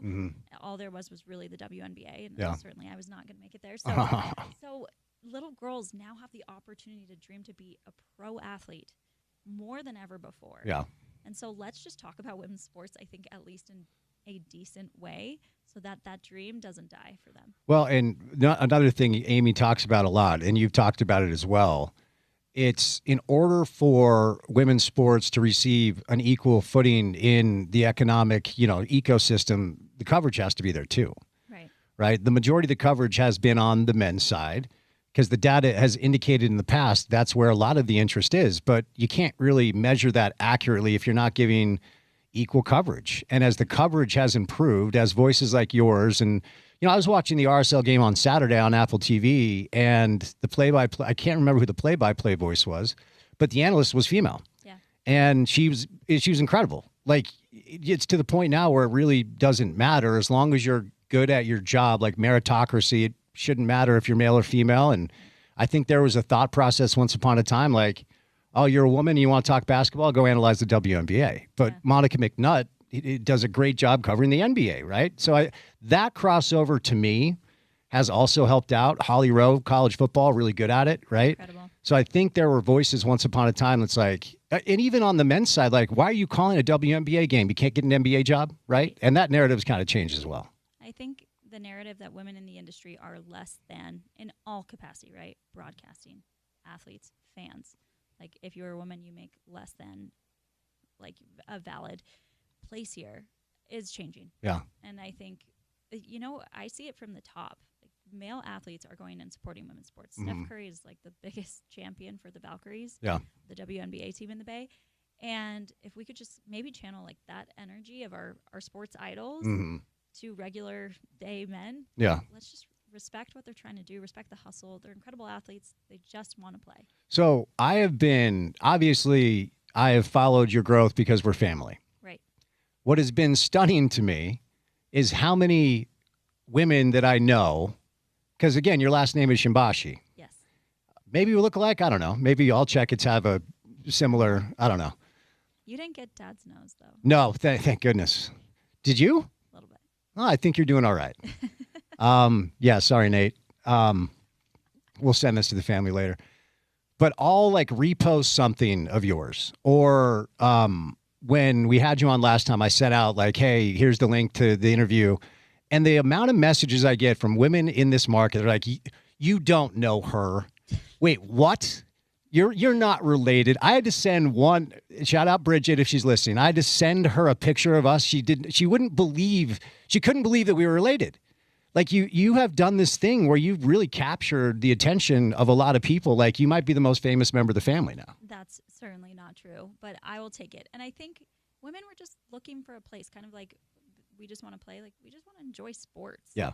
And we don't want to be questioned. We don't want like the weird comment sections that are very toxic. We keep our comment sections pretty safe. And so I think we just want to watch. We just want to enjoy. And a lot of women feel that they found that in Sports-ish. And that's the best part of all of it for me. Told you not to read the comments. Are you reading your comments? Yeah, we have to sometimes. No, you don't. Because we got to block people. Oh, okay. That's fair. Yeah. As I told you when you started this, the internet is where cowards go to feel brave. It's so true. Okay. So just let them be miserable in their own existence. So the reason I bring up what I perceive to be a pretty widespread acceptance, some of the messaging that I hear is like, she has made me feel safe to like this stuff. Yeah. Do you think there was a barrier where a woman out there actually wanted to watch a basketball game or whatever, but she was just afraid to say that out loud because it's stigmatized? Do you think that's something you had to get over a little bit? Because she would be quizzed. Quizzed. She would be like, oh, okay. I mean, that is an ever-present theme in my life. Oh, you like hockey? Name 5 players. You like hockey? What is icing? What's offsides? What's the difference? Yeah. And we had to prove. It's a lot of like prove yourself as a female sports fan. Mm-hmm. And every time I say that, I have heads nodding in every room I'm in that they've felt that same experience. Yeah. So just a place where you don't have to know a certain amount to enjoy sports content, I think, is ultimately what I was trying to create. So let's talk hockey for a minute here, because one of the coolest experiences I ever had was '94 when the Rangers won the Cup. Right. So we were raised going to Madison Square Garden, watching the New York Rangers. We went to a very hockey dominant high school, meaning mostly white, and we have a team here, the Utah Mammoth, that they're going to make the playoffs. Yeah. Stanley Cup playoff hockey will be played in Salt Lake City this spring. And I keep saying to my audience, if you can get down there, get down there. There are very few things in the world quite like the Stanley Cup playoffs, yeah? Yeah, I mean, they say it all the time. Ain't no hockey like playoff hockey. Mm-hmm. It's insane. Yeah.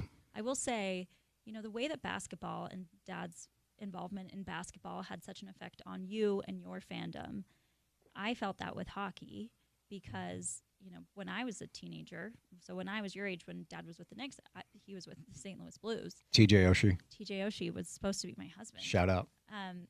But I fell in love with the game. Yeah. It is electric. Anyone who doesn't like hockey has never been to a hockey game. Mm-hmm. And so, Dad left the ownership group of the Blues, I don't know when. And so when someone you love, like, it leaves involvement with the team, you kind of feel like you have to find a new team. And I hadn't yet. And then the Mammoth came to town. Mm-hmm. And I'm not necessarily, I don't live in Utah, but I have Utah ties. Mm-hmm. And so I just became this massive Mammoth fan. They are so fun to watch. Yeah. The colors, the name, everything is spot on. It's so good. Yeah. And they have been playing really good hockey lately. So I think they could make a really impressive run. And you're going to go down tomorrow, correct? Yes, I'll be at the game. In an official capacity? Yeah. So ESPN, what I'm trying to sell them on right now is Stanley Cup playoff content on social media. Yeah. I really don't do much. Mm-hmm. And ESPN's covering the game tomorrow. I said, I'm going to be there, and so we're going to do some fun stuff. Roxy, hey, Porter, Roxy's on the call for ESPN tomorrow, isn't he? Yes, he'll be with the Mammoth. We're interviewing Roxy Bernstein at 4:30. I'm going to tell him to watch out for you. Oh, yeah. Because he's he's the nicest guy. He's such a great guy. So it looks like they're going to play Anaheim, maybe Edmonton, which you don't want because obviously they've got the best player in hockey. As you know, in this sport, really unlike the NBA, there are a couple of teams every year that actually win a round or two, even if they haven't been to the playoffs before. In the NBA, it's usually like you got to experience first round, then second. Like San Antonio might change it because Wembanyama's crazy. Yeah. But as you watch the Mammoth, how good do you think they are? If they can get Anaheim and not Edmonton, can they win that series? Oh, easily. Yeah, I think so too. I think the Ducks are mediocre. Mm-hmm. I think the Mammoth are on a hot streak. Logan Cooley is crushing it. Mm-hmm. If he's on fire, I think the Mammoth could make it to the finals, conference finals at least. Friend of the show, Logan Cooley, as well. No way. Yeah, we've had him on a couple of times. He got hurt, had to take the Olympic break to get healthy. They've got 6 players with 20 or more goals, which is wild. And, I was down at the Jazz game last week, just trying to catch up. The Jazz are hard to watch right now, but trying to catch up with as many people as I could. And I saw Ryan. Oh, nice.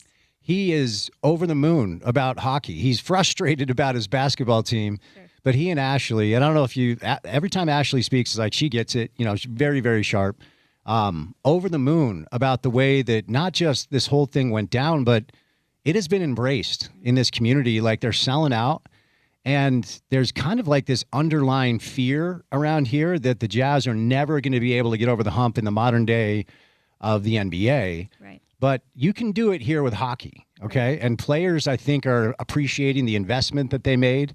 And you can kind of just feel the buzz in the marketplace that we do have one competitive team here, and it actually is the Mammoth. It's good to have a winning team. And it all goes back to when you are exposed to hockey, you'll fall in love with hockey. And I think a lot of people in Utah hadn't been exposed to it.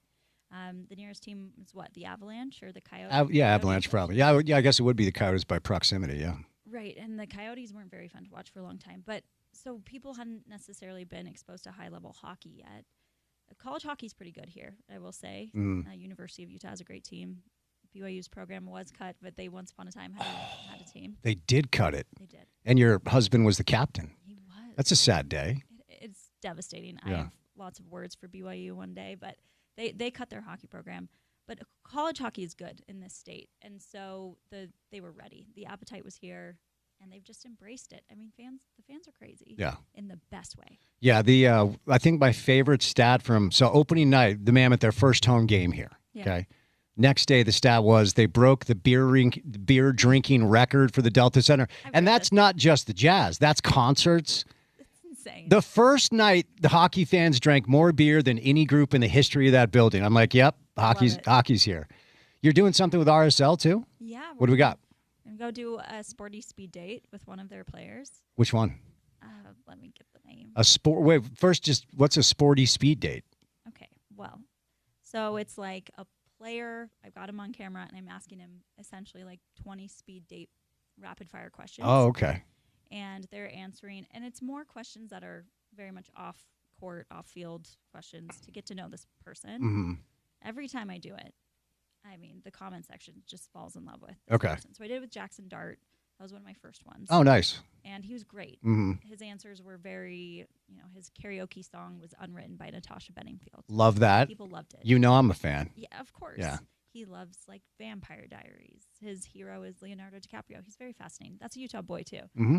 I did it with a Mammoth player, Sean Dursey. Sean, yep. Mm-hmm. People loved that. Okay. I'm quite sure I filled Sean's DMs very quickly with women. Congratulations, Sean. Way to go, Sean. Yeah. Do you want to do one with me? No, let's not. No. Right, correct answer. That is the correct answer. That would be extremely awkward. Yeah, no. Let's not do that. I could have. Actually, no. Let's just hard turn left. So, which RSL players that look up his name? I'm looking up the 2 options they sent me. I think Gozo has a girlfriend. Gozo. Oh, Gozo's one of them? They don't have to be single. This is just to get to know them. Okay. The premise is a speech. You should interview Gozo. Should I? That kid is so good. Yep, looks like he's an option. Okay. Right, let's go Gozo. I would interview Gozo. He's an insanely talented player. They're actually off to a good start. Have you had any... Because I'll see a video you post interviewing somebody. I'm like, oh, my gosh, she's interviewing that person. Have you had any moments where you're like, I can't believe I'm here? I can't believe it worked? Every time. I think Blake Griffin was the biggest one. Nice. It was pretty early on, and I don't know how I got it was with Wayfair Furniture. He was doing interviews, and they invited me to come. And I did a speed date with him. Oh, okay. And he is the funniest person. Yeah. He's full of personality. But he's also, 7 foot? No, Blake's like 6'7", 6'6". He's giant. No, he is taller than 6'6". He might be 6'8". Somebody look it up. He's definitely Porter. How tall is Blake Griffin? He's not 7 feet. I think he's like 6'9", 6'10". All right, there you go. Okay. In between. Yeah. He is so massive, and I'm just looking up at Blake Griffin, asking him what his go-to karaoke song is. Like, how did I get here? Yeah. But he was so great, and every time, I mean, I got to follow Scotty Scheffler on course as he played in the President's Cup. I got to interview Paige Beckers, who's a huge name in women's basketball, last week. Every time, it's really, really cool. But also, if you just look at them as people, it's not intimidating. So do you find, because again, you are constantly fighting some narratives. Sure. And even though we've made a lot of inroads and progress with the acceptance, and as I referenced, now the business, which had to be the final step, there's still going to be the dissenters out there that are like, oh, a cute girl on social media talking about sports. How fun. Yeah. Do you still find you got to battle that a little bit? Sure, but my content's not for them. So Yeah. I'm not concerned. Yeah. My demographic is who I'm concerned with their opinions. Mhm. So when I receive feedback from them, I really take it to heart. A bot with like a strange account and a weird profile picture of like a dog Yeah. is not someone that I am going to change my content for Yeah. because it's not for them. Right. When you interview the Blake Griffins or the male athletes and you approach them with these ideas and Yeah. give them who you are, Yeah. have you more or less felt like you are in a safe space there? Yeah, they've all been really great. That's good. I can't think of anyone who's been rude or hard to work with so far. That's good. That's good. Okay, 5 years into this. Yeah. If we go 5 years from now, Sure. what do you want that to look like? I'd like to see, this become the mainstream spot for women sports fans. Mm-hmm. But I'd also like to establish my own career as a broadcaster. Oh, you would? So you still want to do that? Yeah, and I think this ESPN deal is really a sign that it's happening. Mm-hmm. So, I think I haven't given up fully on that dream. Good. That's what I studied, and Yeah. that's, I got turned down from a lot of broadcasting jobs, and then I built a platform and proved a concept, and I think I have people looking.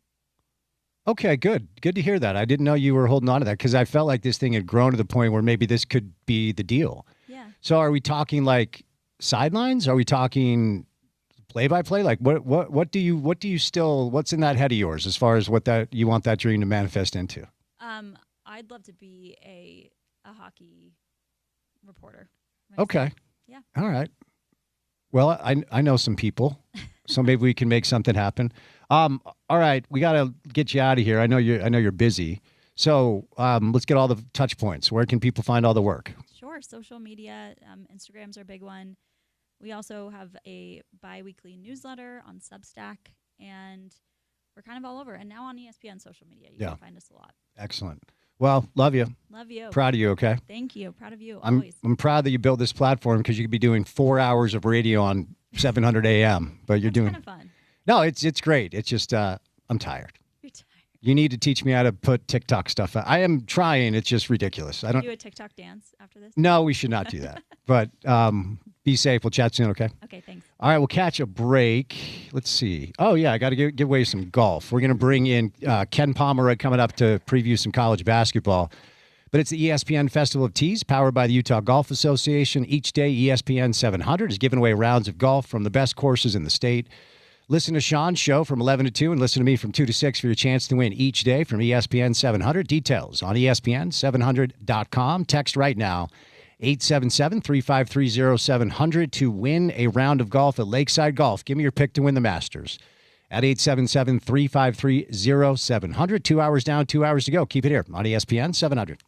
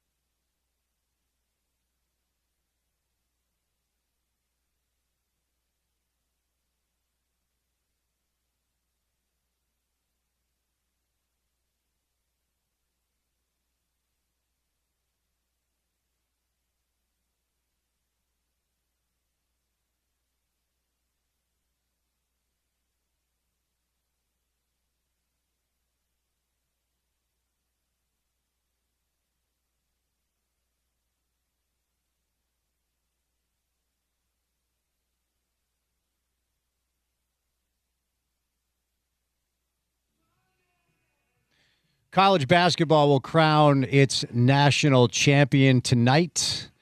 UConn, Michigan. Our next guest joins us consistently to help us understand the landscape of college basketball, the great Ken Pomeroy, on this national championship Monday. Ken, how are you, buddy?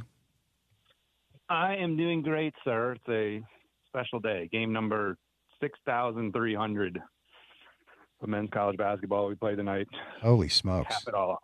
Yeah. All right, 6,300. I'm just going to start with a very simple question. Does UConn have a chance? It feels like most people believe tonight is a foregone conclusion, and Michigan will win and win easily. They're a heavy favorite in Las Vegas, and they've earned the benefit of the doubt because they've been awesome. Can UConn make this a rock fight and make it at least a close game? I think so. I mean, the spread's only 7, so I mean, in the national championship terms, that's a lot. But this Michigan team has won every game by double digits in the tournament, so that would suggest we should end up with a closer game. I know it's hard to believe, and it's hard for me to even make that case as well. But it's UConn, man. I mean, we can't completely doubt them. I mean, this is, I think, the best defense Michigan will face. You know, would have thought that was Arizona by rating, but they had no problem with Arizona. So I don't know. UConn's coming off a really nice defensive performance against Illinois. Michigan's coming off a really nice defensive performance against Arizona. It's really a celebration of defense tonight. I'll throw this little tidbit out for you. The last 28 national champions, 25 have had a better offensive rating than defensive rating. However, both of these teams have a better defensive rating than offensive rating. So we are guaranteed to get our first defensive-minded team since 2014 UConn national title. Huh. Okay. Interesting. So let's diagram a rock fight for us. What does Danny Hurley have to do? How does UConn keep this close? Just on the UConn side of things, the solo ball kid's got a little bit of a bum ankle, but he's going to start. What are you watching out for early on? Adjustments, matchups, whatever it is for UConn to hang in there and make this a close game against what appears to be a very good team in Michigan. Yeah, I mean, solo ball is going to have to be relatively healthy for this to work. And it sounds like he is. I mean, it's a little unsettling that he's basically been in a boot for the last 48 hours, but apparently that's just standard protocol, and he's going to go. So, it's going to start with, I think, Terrace Reed not necessarily winning the matchup against Ademara, but at least holding his own. That was obviously an enormous problem for Arizona in the semifinal game where, Ademara basically had a career night and was virtually unstoppable. Terrace Reed is going to have a huge challenge. He's given up size, and he's not a terribly explosive vertical athlete. So, he's going to have to win out with his strength, which he does have that advantage. So, UConn's going to have to play a very physical game. It's going to start in the middle, and then I think they're going to need some contributions from both Alex Caravan and Braylon Mullins behind the three-point line. They're going to have to be knocking down some shots for UConn to have a chance. Feels like every time I watch UConn, there's like a 5-minute stretch where they look like they've never played offensive basketball before. Like they can't hit a shot. They do take care of the ball really well. But if they have this, 4 or 5 minute drought where they don't hit a bucket, I feel like they don't have a prayer. What happens to them? Maybe it's as simple as make or miss. But when they have these stretches where they can't seem to get it done on offense, what stands out? What happens? Yeah, I mean, to some extent, it's make or miss. They're they take a fair amount of threes, but they're not necessarily loaded with elite shooters. I mean, they're a fairly average 3-point shooting team. So, when the shots aren't falling, they're obviously going to struggle. I mean, generally speaking, this is a problem for most teams. Whoever has the best offense in the country, you'll watch them, and yes, there'll be maybe some games where they are just great for 40 minutes, but that's pretty rare. And we saw that in the Illinois game. UConn built a nice lead early in the first half, and then went dormant for about 5 minutes, and yet they survived that. And they were like, down 1 or down 2 or something like that. That's sort of the DMO for this team. Like, they're not a true rock fight team. They do have some offensive skill, but clearly, like, the defense has to be clicking for them to have success. And I would be surprised if they're going to come out and be lights out offensively tonight. That's not going to be the way they're going to win. They do have to be competent, and then they're going to have to find a way to slow down that Michigan offense. So Yaxel Lindeborg, the Big Ten Player of the Year, leaves the Arizona game with an ankle injury, and it didn't matter at all. He did come back and knock down a couple of threes. Then as they were pulling away, they just put him on ice, went over and just rode the bike for a little bit. He reportedly will start and go. If he's compromised at all, does that compromise Michigan? Or are they too deep, as they showed against Arizona, for even one injury to that guy to even affect them? I mean, they're pretty deep. They obviously could use him, first team All-America guy. So you don't want to completely dismiss that.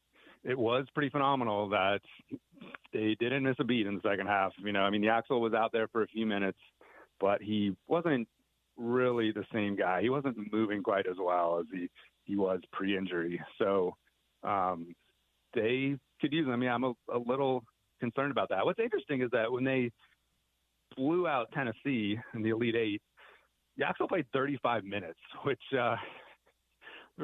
he didn't get hurt in that game. I get it, so who cares? But there's no need for him to play 35 minutes in that game. They were up 30 in the second half, so it's kind of interesting that ultimately he did have that freak injury against Arizona. But of course they can use him. What's interesting too about Yaxel is people talk about him like maybe he's the star of the team, and he is. Like, he's the best player, the best two-way player on the team. But when you look at their starters and look at their offensive usage, he ranks 4th among their starters in offensive usage. So he's actually, not somebody they necessarily depend on offensively. Obviously, he's useful, and with LJ Kaysen, their point guard, already out, like, their depth is a little more limited. And certainly he makes an impact offensively, which is very difficult to replace. But this is a team with extraordinary depth. That maybe isn't the right word, but they're just, you look at their starting lineup and all 5 guys can hurt you. Maybe Yaxel can hurt you the most, but it's like not by as much as you'd think. They've got 10 guys that shoot better than 30% from 3. Even the Mara kid shoots 30% from 3. I mean, it's pretty wild just how deep they seem to be. How did Dusty May do this? What's this? I mean, how many of it are transfers? How many of the kids are Michigan guys? How did he put together this team with such depth? It is pretty incredible. Like who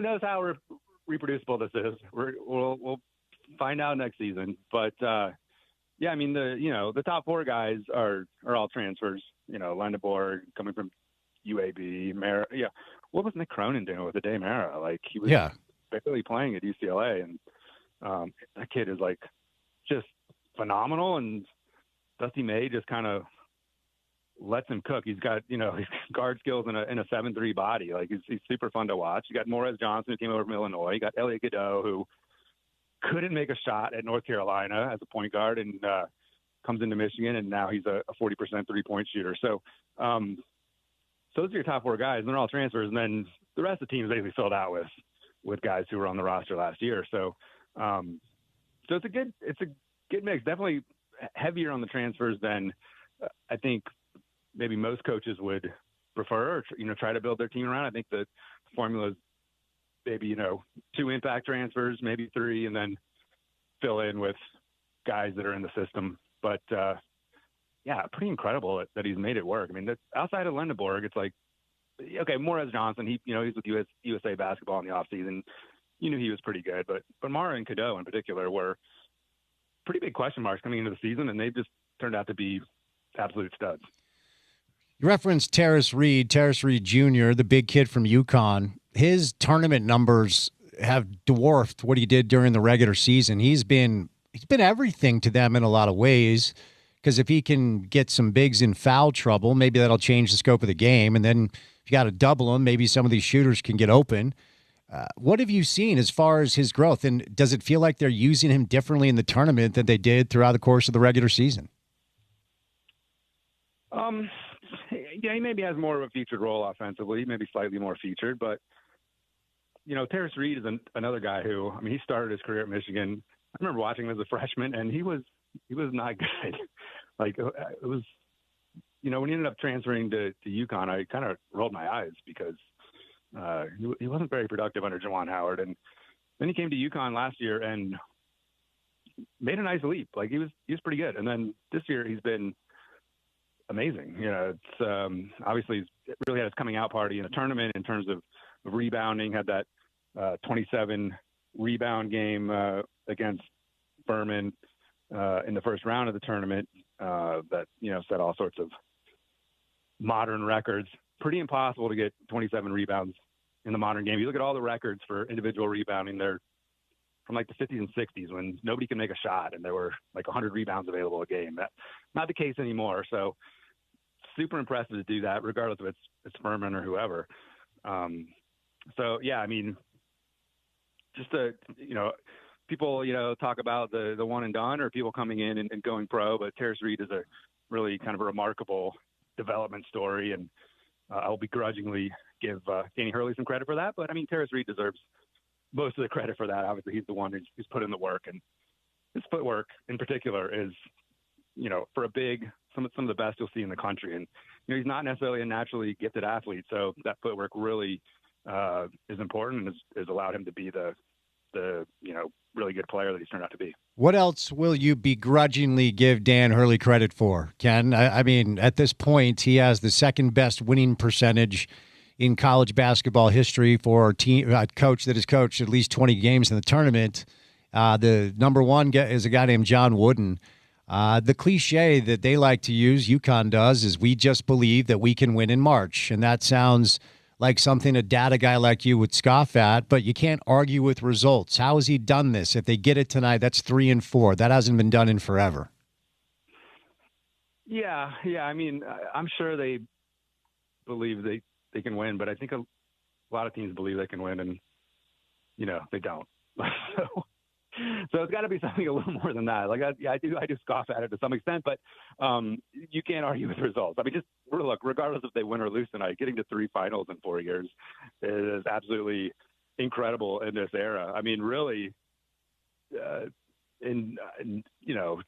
of those cases, certainly the first one and this one, the season expectations were not necessarily national title. I think they were like 5th in the AP in the preseason. So it's not like it's a huge reach for them to do this, but it's not like coming into the season it was like, well, watch out for UConn. It was like, yeah, UConn's in that mix with 5 or 10 teams that could do this. So if he pulls this out tonight, I will begrudgingly give him credit again. Hey, he's not looking for me for credit. But he can do whatever he wants after the game. He can headbutt officials and insult opposing players. Do whatever he wants, and it's all justified. That would be a absolutely phenomenal accomplishment. Yeah, his act is a little tired. You and I have talked about this, whether it's Mick Cronin or Dan Hurley. I don't understand what leads these college coaches to believe this is the way to act. I don't know why it's just so acceptable. The only NBA coach that I've seen over the past few years that fits this model is now coaching North Carolina. Ironically enough, Michael Malone is also a little bit of an unhinged lunatic. What is it? What's the deal? Why do these guys feel like they can get away with this stuff? It's a great question. It's for some reason part of the culture of the sport. And I will say, like for Dan Hurley, when you just get him away from the character Dan Hurley and you just hear him talk about the game and stuff, like he's actually like remarkably reasonable after the game. Like regardless of what happens, like he's pretty reasonable. Like he'll tweet, opponents from time to time. He was, I think the worst Dan Hurley moment was, I guess, some point late in the season, I believe.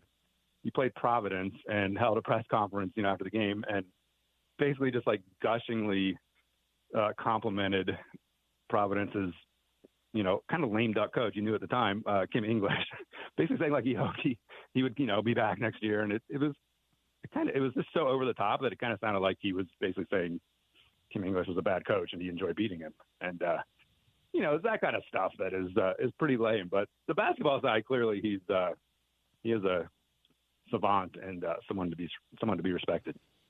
There's a star that's emerged during the tournament for UConn. It's probably the Braylon Mullins kid who hit that unbelievable shot against Duke and then had a big three down the stretch against Illinois to basically seal it.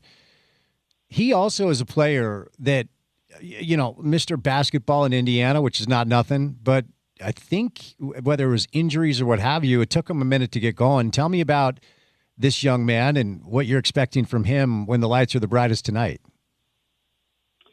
Well, that's the most obvious thing you can say about him is that he's not necessarily afraid of the moment.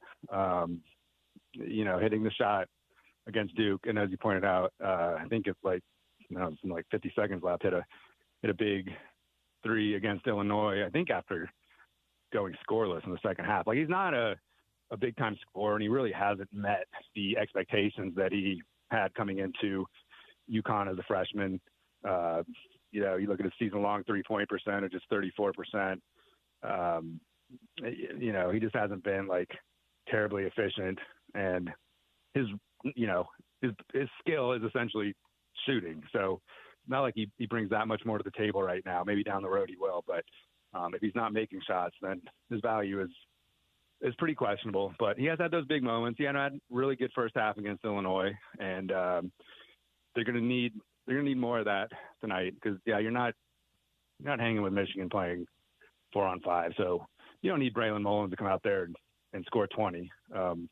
He's only done that like 2 or 3 times this year, but you do need him to make the open shot and take some of that pressure off the interior, because there's one thing Michigan's proven it can do. It is make life extremely difficult for 2-point offenses, and that's what Terrace Reed is going to face tonight if UConn's forced to go through him a lot because they're not making perimeter shots.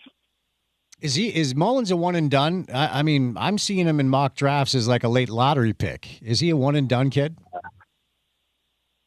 He's one of those guys where like the expectation coming in was that he would be one and done, and sometimes that just sticks. Like, pretty clearly, I think for his development, it would be better for him to come back to UConn and give it another go. Like I said, there's just so much more work that needs to be done on his game. Like, his shooting hasn't been that good, but everybody swears that he's a great shooter, so I assume that comes around. But the contributing in other ways is like the big question mark for him. So sensibly, he should come back for another year, get a decent paycheck, and be a much higher pick in what should be a weaker draft.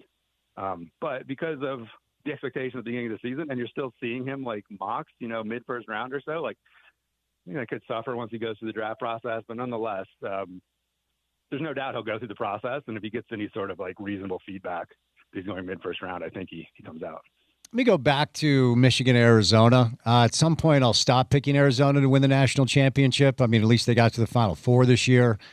That game felt over fast, Ken. Arizona pulled within 5 at one point in the first half, and then Michigan put it back on them.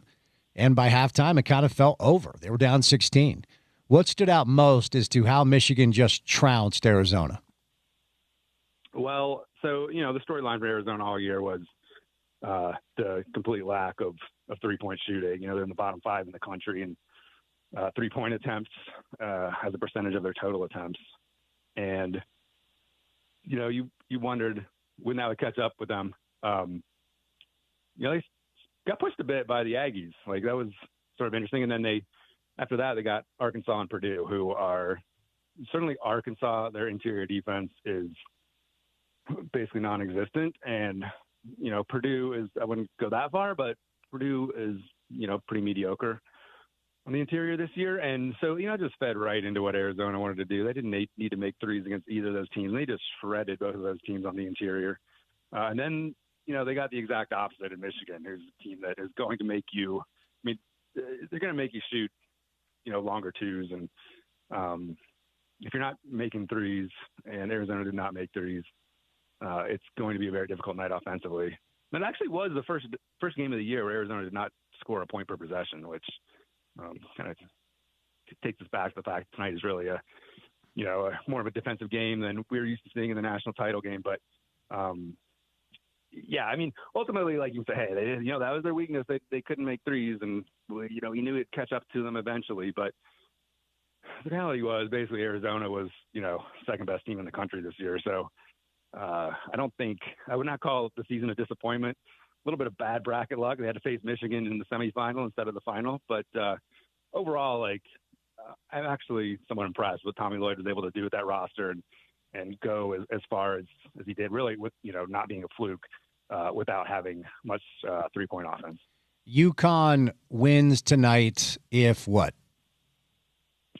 They win tonight if Terrace Reed is able to get Ade Mara into foul trouble, post his kind of usual double-double.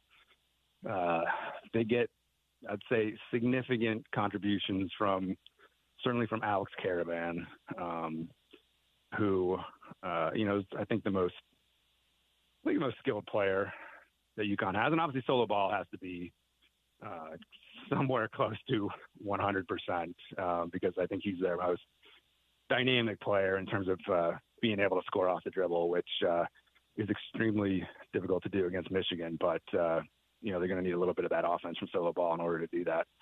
I think those are the main things. I think defense, tempo is really, I get kind of annoyed when people say tempo is the key, but UConn will have to contain the transition operation of Michigan. I mean, that Arizona game was 78 possessions, which is something that high in the tournament is extremely rare. Usually in the tournament, things slow down, but that was one of Michigan's higher possession games in a few weeks. So you do need to keep Michigan out of transition, force them into the half court. And look, I mean, it wasn't that long ago, Big Ten championship, that Purdue basically used that formula to pull out a victory. So it can be done. Michigan wins tonight if what? Michigan, I mean, it's sort of the inverse there. If they can, get out in transition, play their offense, play quick possessions, certainly helpful if Lendeborg is healthy because he operates in that open floor extremely well. But even without him, if Elliot Cadeau wins the point guard battle, Michigan's going to be in really good shape. I was just kind of thinking about, Eric Ryba, the backup center for UConn. He popped Cam Boozer in the face, in the first half of their Elite Eight game. If you remember, Cam Boozer finished the game basically with a big swollen eyeball and, well, not the eyeball, but the eye area. Actually, I think ended up having some sort of orbital fracture after the game. And I'm not encouraging violence, but if Eric Ryba were to somehow smash Ade Mara in the face accidentally, that might also be helpful. Huh. Ken Pomeroy, look at you. Couple more minutes left. Let me kick the tires on this coaching stuff.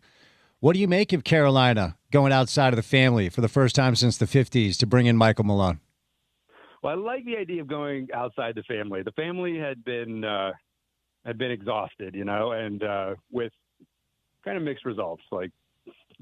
Hubert Davis wasn't bad. I think history will probably show he's probably right around average at this point for Carolina. Obviously, it worked with Roy Williams.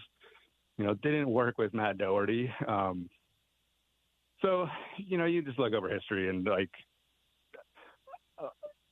going with the family, I feel like is somewhat overrated. So they didn't have necessarily a lot of options within the family. So going outside made sense. Billy Donovan really would have made the most sense. I guess they decided they just couldn't wait for him to conclude the season, and that makes some sense. So I do like Mike Malone. I mean, I think his track record in the NBA was really good. I mean, maybe he had some issues relating to players or something like that, but certainly the win-loss reckoning the most out of his team. I think he was pretty solid in that. So I think it's a fine hire. It's just odd to completely jump on it because the reason Hubert Davis is out is, well, firstly, like he blew a 19-point lead against VCU in the NCAA tournament, but also like there was really never like great buy-in from the financial interest tied to North Carolina, and it's hard to see like Mike Malone being somebody who's going to necessarily get people excited, and might be a little like even reticence from the financially important people, based on the football side of things, where they went out and hired an NFL head coach and Bill Belichick, and certainly in year one that didn't really work out for them. All right, before I set you loose, Ben Jacobson was introduced as the fourth coach in 6 years for the Utah State Aggies, 20 years in Northern Iowa, replacing Jared Calhoun, who's now in Cincinnati. 5-year deal. Carson Templin has agreed to come back. We'll see with some of the other players, but tell our Aggie listeners about their new head coach. What should we know? Well, I think the floor is pretty high. Like, that's the one thing you can say about his time at Northern Iowa is that he was really consistent. The highs were not necessarily that high. I mean, this year was his first tournament appearance since 2016. But, consistently good, consistently above average in the Missouri Valley. So, the floor is high there. I don't know what the ceiling is going to look like. You're going to get a defensive-minded coach. You're going to get some lower scoring games. And that could work. I mean, in the end, I don't think style is like terribly important. I remember when like Tony Bennett got hired at Virginia, and I thought that would be a pretty bad hire because if he didn't win stylistically, it would just be a tough watch. Well, they obviously won a lot, and it worked out really well. And so it can work out well for Ben Jacobson, but just be prepared for games to be, 65 to 59 and of that variety. He will play at a slow pace with a heavy defensive effort. All right, Ken, final push for people to get the KenPom.com special. Tell us about it and set you loose. Yeah, it's $24.95 for 12 months of college hoops data. So if you sign up today, you'll get all the insight on the national championship game, and then you'll be good to go for all of next season. So hop on that if you want. My man, thanks for the time. Enjoy the game tonight. We'll do it again soon, okay?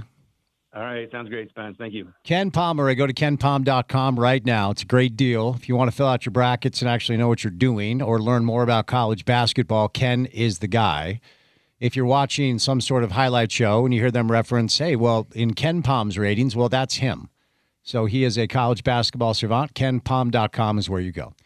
Roxy Bernstein's in town and called the Utah Mammoth game. We'll do a little Mammoth and maybe a little college basketball with Roxy coming up on the other side. Then we'll get into the 5 o'clock hour of the program, so keep it right here on ESPN 700.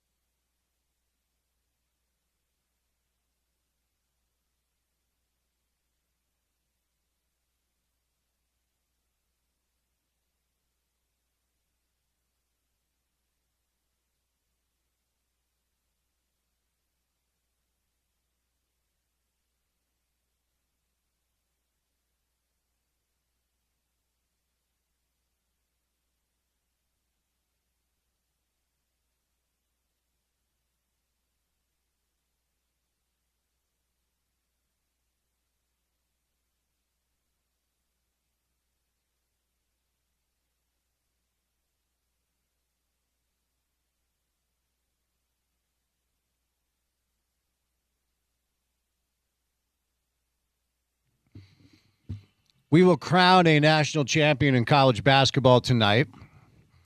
Late one for the folks back east, 8:50 Eastern Time, 6:50 Mountain Time. Utah Mammoth welcome in Edmonton tomorrow and potentially a playoff preview. Our next guest was on the call for a Mammoth game over the weekend, longtime friend of the program, Roxy Bernstein. Hello, sir. How are you? What's up, Spence? I'm good. Great to have you on as always. Let's start with the little Utah Mammoth, as you have seen them up close. And 19 goals in 3 road games, 8-1-1 last 10 on the road, and they're going to the playoffs. There's not an X next to their name yet, Roxy, but it looks like it'll just a matter of time. What stands out most to you about this recent run of play from the Utah Mammoth? It's interesting, Spence. You look at it, how good they've been on the road, but they've struggled at home recently, which is a little bit strange, but I think that they're starting to click offensively, and the power play has been a big boost for them. And when Logan Cooley came back, and because of the unfortunate injury, now he's on the top power play unit, and that unit is just humming right now. And the puck is moving. They're finding the back of the net. They're bearing chances when they get them. And it's a group that seems to be gaining more confidence as they're heading toward the playoffs. And look, it would be an absolute shocker, a stunner. They're going to be there. But you're right. They haven't clinched that berth yet, but it's going to come. And it's critical for them, though, to stay in that number 1 wild card. You don't want to fall to the number 2. Because if you fall to the number 2 wild card, more than likely you're going to play Colorado. So if you can avoid the Avs, and I'm not saying the first round series will be easier, because if you finish as the 1 wild card, it's either going to be Edmonton or it's going to be Anaheim. And I would much rather play one of those teams, Spence, than the Colorado Avalanche. But look, all you're trying to do is just get into the tournament, if you will, into the Stanley Cup playoffs, and what a great thing it would be for year 2 to see the Utah Mammoth in it. Out of Edmonton and Anaheim, it feels like Anaheim's the team you want, yeah? Yeah, because, look, anytime the best player in the world is on the other side of the ice, that's usually not a good sign. And if you're taking on Connor McDavid in the first round of a playoffs, and Edmonton seems to be hitting their stride at the right time, like they kind of just laid in the weeds, were kind of floating through the season, but now they're starting to turn it on, and they know how to win this time of the year. You look at it, they've been to the Stanley Cup final each of the last 2 years. The injury to Leon Draisaitl is certainly concerning from the Oilers' perspective. And nothing against Anaheim, and they have a lot of young firepower and talent. When you look at up and down with guys like Carlson and Seneca coming in and Gauthier, and you have some veterans on that Anaheim team as well, and a Cup-winning coach in Joel Quenneville. But I would much rather play a team that doesn't have Connor McDavid in the playoffs. That's just me. Oh, 100%. Yeah, I don't think there's any doubt.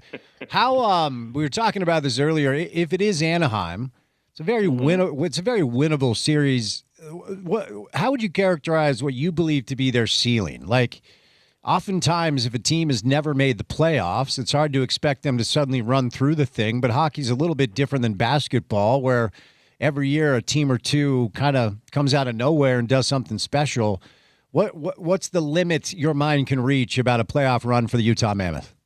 It's about health and getting hot goaltending. That's how you win in the playoffs. And if you can keep your lineup together for as long as possible, and you're going to have injuries and attrition along the way.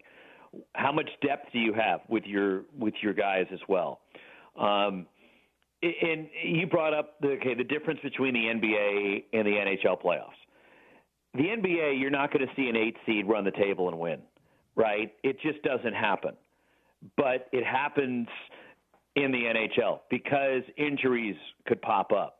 And look, even Colorado's the best team in the game. But heaven forbid if something were to happen to Makar or McKinnon with Colorado, all of a sudden it changes the complexion of a series. But if you get hot goaltending, and Vejmelka has certainly answered the bell this year for Utah, and at some point you need to give him a little bit of a breather, and maybe you do once you clinch that playoff spot. But you also have to make sure you maintain the number 1 wild card position. But that's the thing is, this time of the year, just find your way into the playoffs, and when you do that, you give yourself a chance. Yeah, I actually said this, do a hockey show every Sunday night with the CBS affiliate. You know, if they get in, and even if it's Anaheim, let's say it's a 7-game series and you lose, that's still the step we were all looking for this year, right? Just make it in, prove that you belong. And yes, you would rather win the series than lose the series, breaking news, but just a playoff experience for a team that the majority of the players are still in their early to mid-20s feels like it would be a win. There's no question it would be. And if you're a fan, you go to games of the Mammoth, you can look at it that way. But I guarantee you that's now Andre Tourigny and Bill Armstrong and Chris Armstrong are looking at it, right? They're looking at it, okay, yes, we get in, but we're in to win. And that's the thing is, okay, once you punch your ticket, then what are you going to do with it? And there's potential. This is a dangerous matchup. The one thing that concerns me with the Mammoth is, do they have enough grit? Because it's not going to be, for the most part, the pretty goals in the playoffs. It's going to be the greasy goals. It's going to be guys stationed in front of the net tipping pucks and guys that aren't afraid to get their nose dirty. And you're going to have to go to the rough areas to make plays in the playoffs and sell out for your team. As entertaining and fun and speed-wise up and down the regular season is, Stanley Cup playoffs, Spencer, are a different animal, and it's a different type of game. And you have to be built for that. And you need to get, for example, Jack McBain back in the lineup. Hopefully you get Barry Hayton back at some point, because those are guys. And Kyler Yamamoto strikes me as a playoff-type player with the way he plays in his style, that he plays with a little bit of an edge. And you need to have that come the playoffs. And, that's why picking up a guy like Mackenzie Weegar, I think, is good at the deadline to help some of these younger guys. And you alluded to it, like Clayton Keller and Dylan Gunther, and you go up and down the lineup, Logan Cooley. These guys are going to get introduced to the playoffs and going to understand quickly it's a different game. Yeah, well said. To underscore your point, and Bill Armstrong himself kind of talked about this earlier in the season. Yeah, Logan Cooley, excuse me, our guy Spicy Tuna, who we have on the show quite a bit, he's their enforcer. And look, Ty Domi wasn't a very big dude. He was just an insane person. I oftentimes see them lose simply the physical battle of hockey. That's my concern. I think they've got great skill. You reference Vejmelka. He has been really, really good in spurts this year. But the physicality of the Stanley Cup chase is what I question whether or not they have on this roster in spades. And that's what you're going to find out. There's no way to know what you have in that type of a game until those bright lights come on. Until it's game one, you're either at Edmonton or at Anaheim. Because the Ducks haven't really been through this either that much. Yeah, Anaheim's got some older veteran players like a Jacob Trouba, and you look at that group. But for the most part, they're young and inexperienced, and they have not been to the playoffs in a long time. And that's going to be, I think, eye-opening for them as well. Another reason why I'd much rather play Anaheim than Edmonton is that they're kind of in the same boat that Utah is, where Edmonton, they're battle-tested, they're playoff-tested. They know how to get it done, where Anaheim's got to figure that out, I think, like Utah does.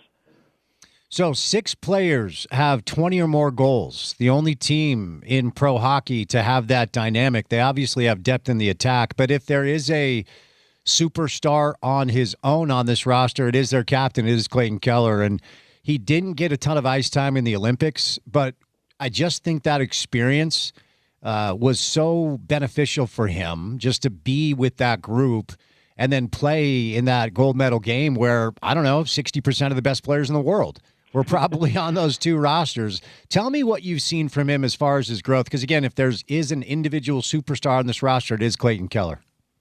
Well, the way he reads his teammates. First off, that Olympic hockey, Spence, we're used to seeing speed and fast hockey.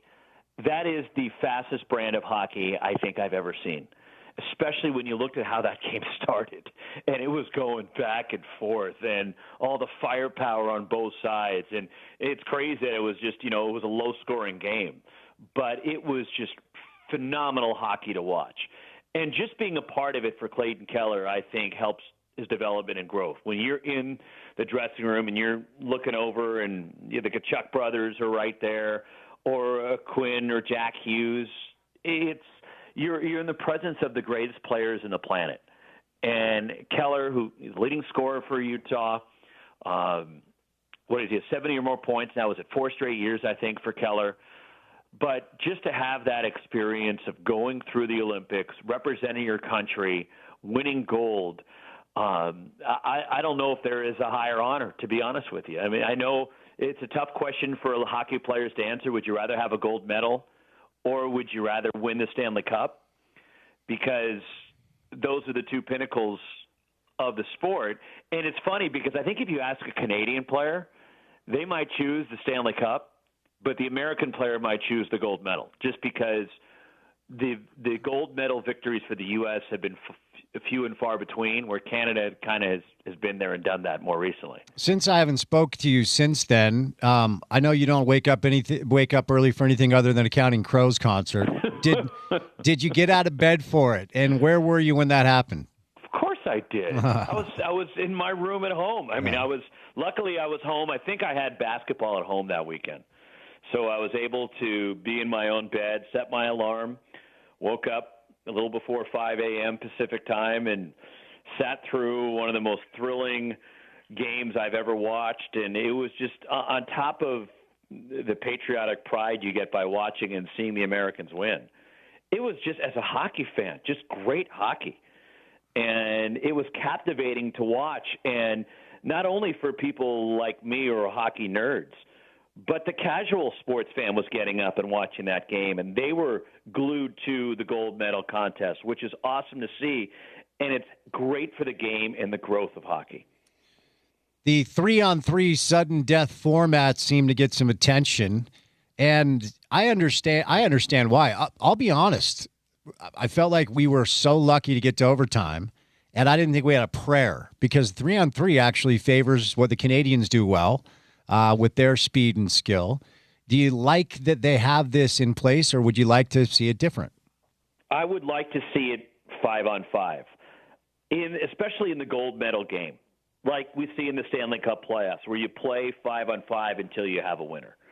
Look, I'm all for it in the regular season. I think it's exciting in the NHL when you get to 3-on-3, and I wish they would extend a little bit longer. Instead of playing, 5 minutes, then you go to a shootout, maybe you go to 10, and then if you get to that point and it's still knotted up, then you go to the shootout. Isn't it crazy that Utah's the only team in the league that hasn't been to a shootout yet this year? That's wild, yeah. That is bonkers. But I wish, for example, in the gold medal game, look, I'm glad the U.S. won, but I wished it was 5-on-5. But I get it. Both teams play in that formula, and you know what's at stake. It's just, I think at that point of the tournament, it should be the game and let those guys dictate the way the game ends. And not necessarily, I'm not going to call it a gimmick, but 3-on-3 is certainly a different brand of hockey.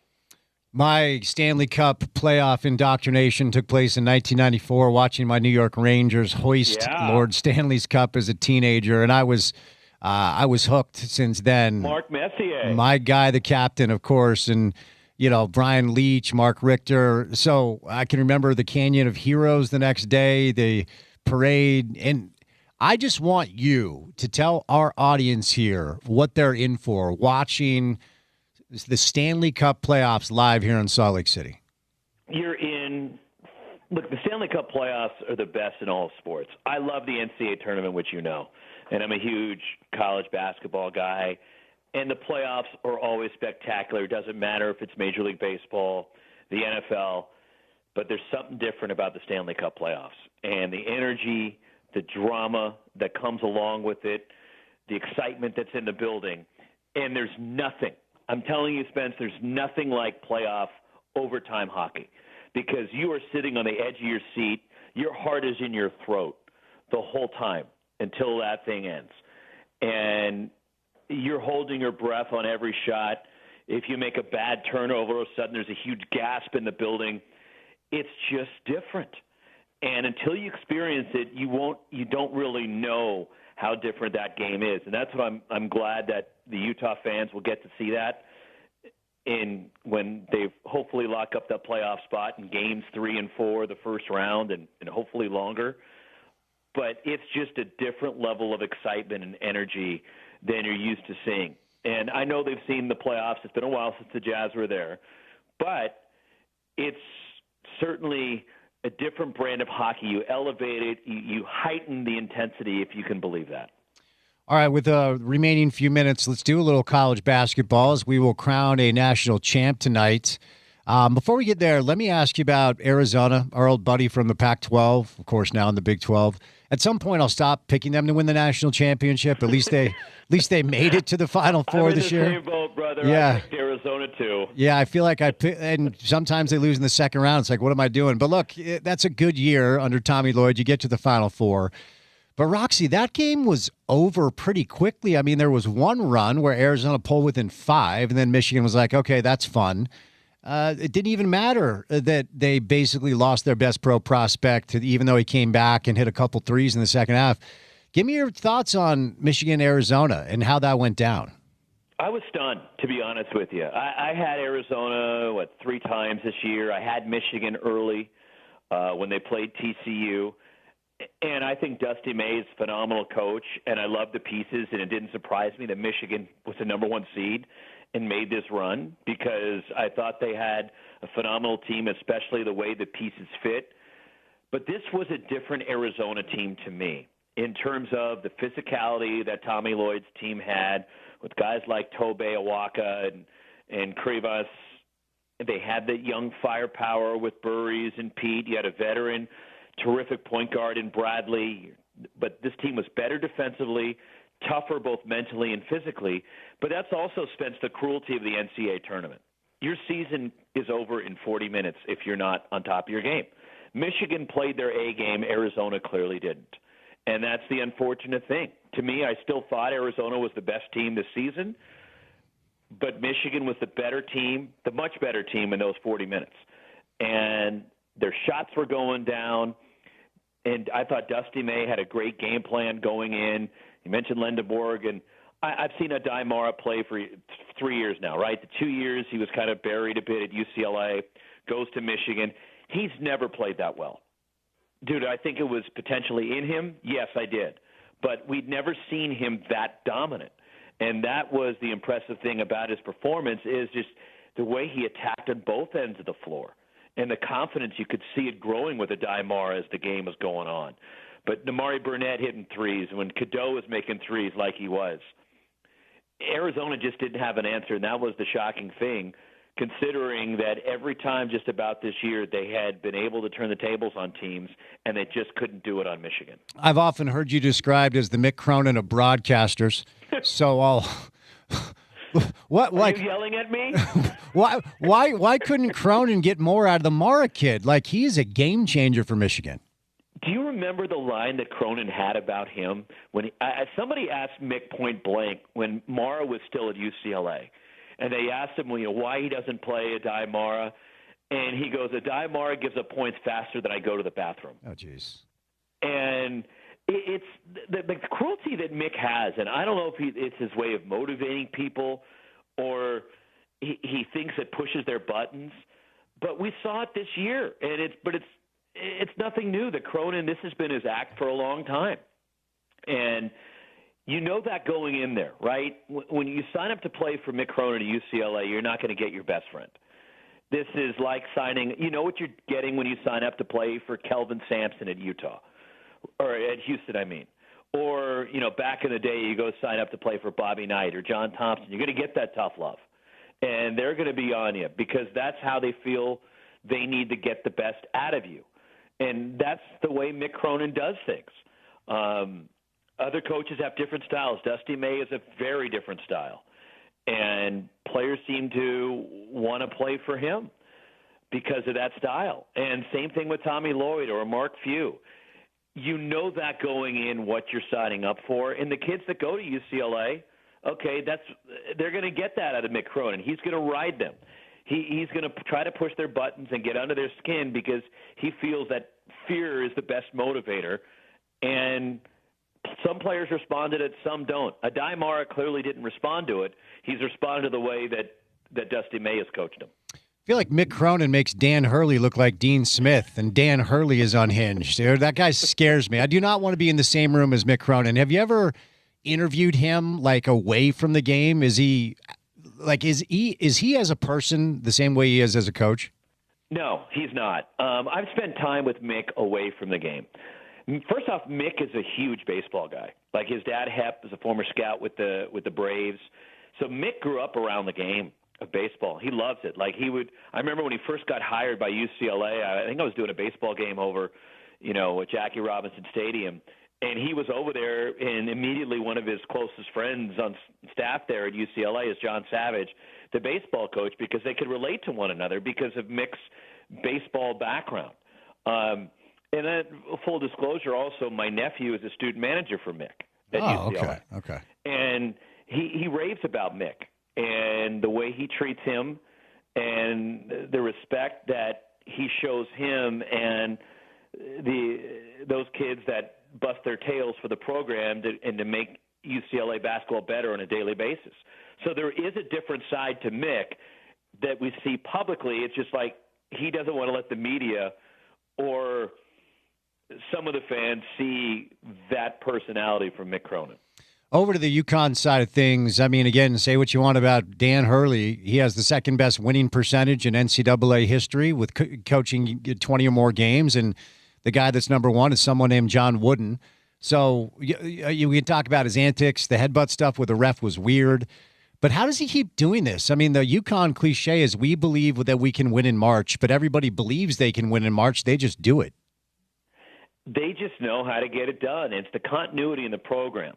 I think for me, and not just Dan Hurley, but now his staff is going to kind of splinter a little bit with Bill Murray's kid getting the job as the head coach at Boston College, Alex Caravan being a 4-year player for them. And if they win tonight, that'll be 3 championships for Caravan in his 4 years there. And you mentioned Wooden.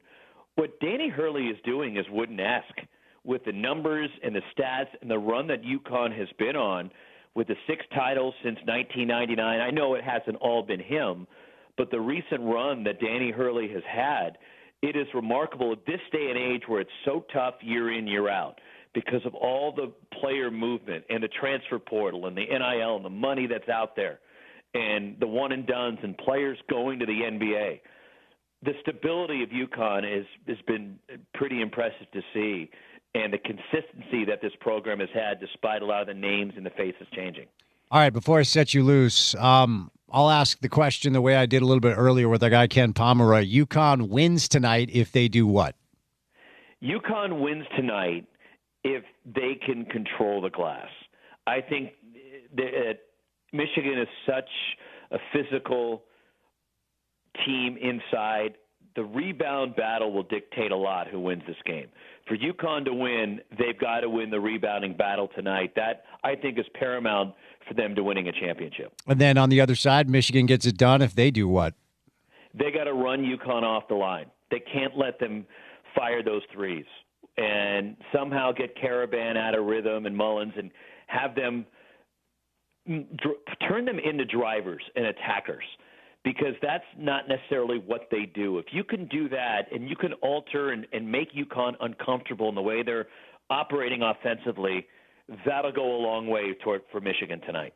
Roxy, thanks for the time, buddy. Appreciate it as always. Hope you're well and stay safe, okay? You too, brother. Talk to you soon. All right, the great Roxy Bernstein. We got to know Roxy during our Pac-12 days. He was with Pac-12 Network. Now he does most of his work with ESPN. Get him on Twitter at Roxy Bernstein is where you find him. 3 hours down, 1 hour to go. Final hour of the program on a Monday is next on ESPN 700.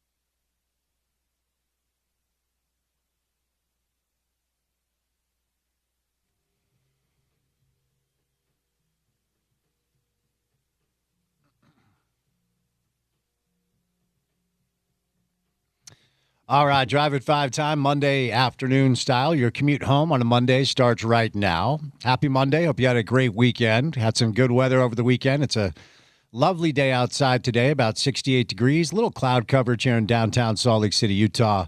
And as it is every day, it's good to have you with us. Busy 5 o'clock hour ahead. We'll talk some college basketball coming up.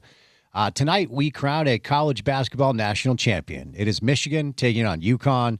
That is a 6:50 Mountain Time tip. A little late for the people back east. Kind of surprised it is that late. So Michigan is a 6.5-point favorite. That line has oscillated a little bit. Opened up Michigan, I think, 7.5. Moved towards UConn. Michigan has beaten their past 3 opponents by 20 or more points. That has never happened in the men's basketball championship tournament. And they have averaged 90 points throughout the course of their 5-game run, also a high. Yaxel Lendenborg and Solo Ball are both nursing sore ankles, but they are set to play tonight. So a big one tonight, the final game. I think Ken Pomeroy said the 6,300th college basketball game will be played tonight between Michigan and UConn for all the marbles. In the world of college basketball, Michael Malone, after a 1-year stint as an analyst for ESPN, is back coaching. He has taken the North Carolina job. First time since the 50s, North Carolina went outside the family. He takes over for Hubert Davis. Former Nick, my guy Hubert Davis, played his college ball at UNC. Before that, you had UNC coaches that had either played or coached at North Carolina until Michael Malone. He has made the hire today, so he is back. Carolina, of course, also hired a former pro football coach to coach their football team, and Bill Belichick. So Michael Malone lands the UNC job. A lot of conversation about Tommy Lloyd, who ended up parlaying that into a nice little 5-year contract to stay at Arizona. College basketball transfer portal opens up tomorrow. So Alex Jensen, Kevin Young, Ben Jacobson, who was announced as the Utah State coach over the weekend, are going to be busy. Terrence Brown announced that he's hitting the transfer portal. Keanu Dawes announced last week that he's hitting the transfer portal. So, of course, Alex Jensen and his staff with a lot of work ahead to rebuild Utah's roster. It is Masters Week.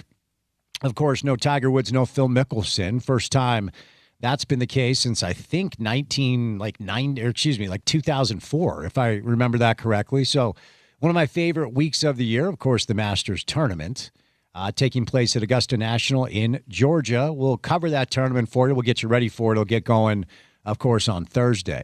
Jazz are off tonight. They've lost 9 straight games. They fall into the bottom 4, which virtually assures that they will keep their draft asset.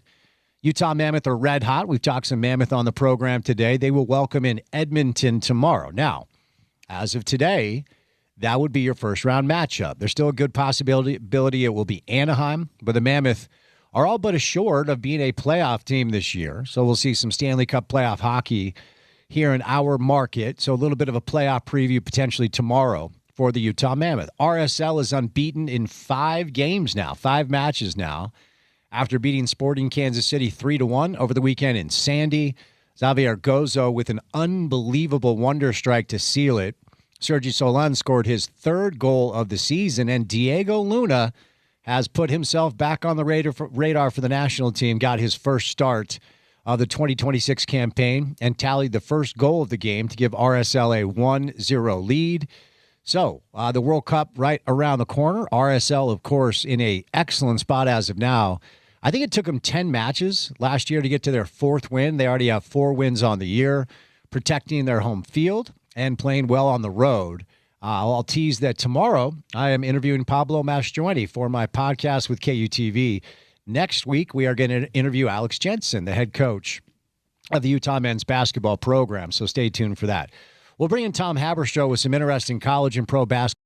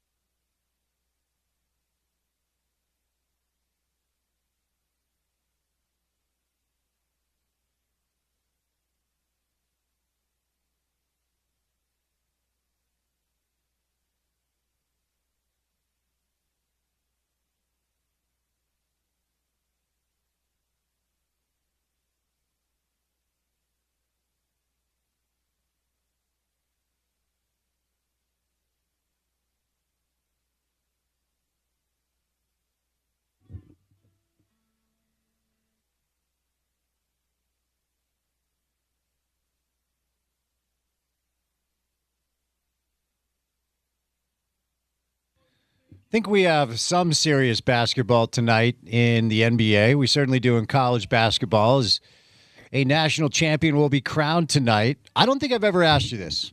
Maybe I have. Getting old. I have a raging debate with a buddy of mine every year. Brandon, shout out. I love One Shining Moment. I love it. I'll watch it 10 times tonight. I'll watch it live. I'll record it. I'll go back and watch it again. I don't know. Maybe I'm sentimental. One Shining Moment, the video montage at the end of the NCAA tournament. You say what? It's great. It's fine. Okay. Fine? It's maybe it's because I grew up in highlight era. Like, I see a lot of montages. I see a lot of highlight videos with the music in the background. And they do a good job of encapsulating the tournament and getting the good moments and capturing the end. They do a good job of it. But it's a highlight montage. It's just that. It's the highlight montage. Okay. Yeah, it's the highlight montage. For a young person, you are way too cynical. You just don't like fun things. It blows me away. Or maybe I was just so into the whole tournament that, like, I don't need more of it now that it's over. No, you want the Luther Vandross. You want the One Shining Moment. It's awesome. You want the Pixar. Oh, wait, now it's awesome? You said it was fine before. The vibe, the tone setting for me, like that, I get chills opening day when that music starts to play. All of it goes. Once the final horn blows and whoever you crown champion, it's almost like I don't want to say sad that the season's over, that we don't have hoops, but I'm on like the come down a little bit, you know? What fun things do you like in life? Sun, flowers, birds. Birds, you do like birds. Big bird guy. Mm-hmm. Football. Sun, flowers, birds, and football. Anything else? Fantasy football? I like some puppies. Some puppies? Who doesn't like all the puppies? I mean, most puppies. You don't like most puppies. You don't like children? Some children. I love my nephew. He's awesome. He's perfect. What's your nephew's name? Rainey. Shout out, Rainey. It's not a long list. Okay. I'm a simple man. One Shining Moment. I will die on the hill. I could cry. I could watch it and I'd get emotional. Okay. I forgot to tell you, I was when I was flying home for my vacation last week, I was thinking about you because there was a man who you would have absolutely respected. Flying home and coach, as I do, because I'm a man of the people. Oh, wow. Delta Comfort. And the guy in front of me, okay, my man sits down. We're sitting on the tarmac, and his seat comes straight back. Well, he didn't even wait. He was an older gentleman, okay? And so I was like, let's just give this dude some grace. Enjoy your remaining years, old man. Seat. You weren't going to fight him? I was not. Seat comes back on the tarmac. My man throws on noise-canceling headphones, straight up ignored the stewardess as she asked him several times, "Sir, please put your seat up. We're about to take off." And then he would just give her a glance, and she'd walk away, didn't do a thing, kept his seat down the entire time, tape to tape. I'm talking tarmac before we take off, the entire flight. And then as we land, she comes back over again and says, "Sir, we're about to land. Please put your seat up." Looks at her. She walks away. Nothing. Wow. Just didn't give a rip. Ruined my flight. See, that guy knows what he paid for and knows what he's got going, you know? He's unapologetic. I had like a holy triumvirate of the worst possible situation in flight. So I got my man with his seat back right on my face. And then the girl next to me walks on the plane with a bag of Panda Express that she got at the airport. So the flight takes off. Seat's already back. And as soon as we're in the air, she breaks out these boxes of the most disgusting smelling Chinese fast food, smashes that. the smell never fully leaves the entire situation. And then next to her, window seat, you're supposed to put the window shade down in flight. We're trying to get some rest. Nope. Window shade up the whole time. So as she should. No, Porter was the only one on the plane. Everyone else had the window shade down because that's how we act in society. So I had my man with the seat back, Chinese food next to me, and then window up the entire time. It was the holy triumvirate of flight hell. I support two of those things. I'm a big Panda Express guy, but not on the plane. Nothing on the plane. I once had someone pull out I may have told you this before. On one of my 5 flights in my life, had someone pull out a bag of bacon that somehow was like crack. It was like warm. It was hot still. A bag of bacon? They had a plastic bag of bacon, and they opened that thing up, and it was like the smell you get in the morning when someone's cooking bacon. Perfumes, strong smells. Not on travel day. Not on plane day. Yeah, and if there's flatulence involved, go to the bathroom. Just go do that somewhere that isn't in the cabin. You're ruining the flight for all of us.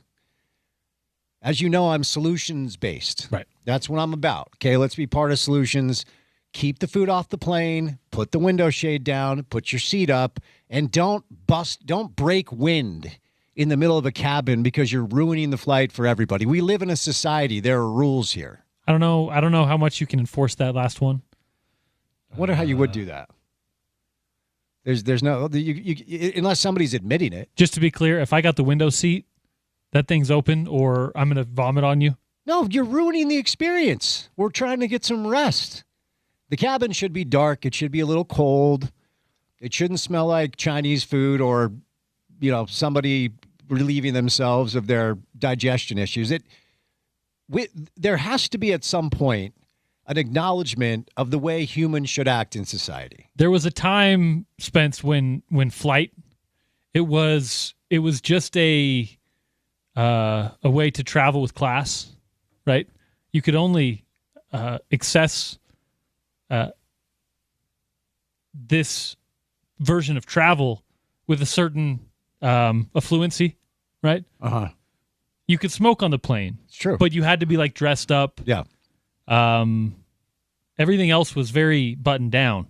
Not anymore, my friend. It's just an everyday. It's like getting on the freeway.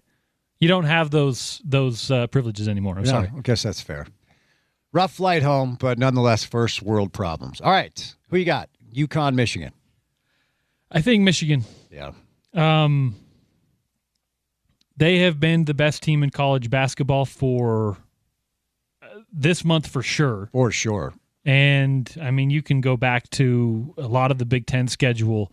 They've just had something no one else in the country had. I thought Arizona was going to put up a fight that we did not see over the weekend, and I thought that was kind of our de facto national championship. So I'm sticking with Michigan. But as we've talked about, UConn does have a particular personnel that if they slow things down and turn it into a low-scoring, low-output game, I think they have a chance.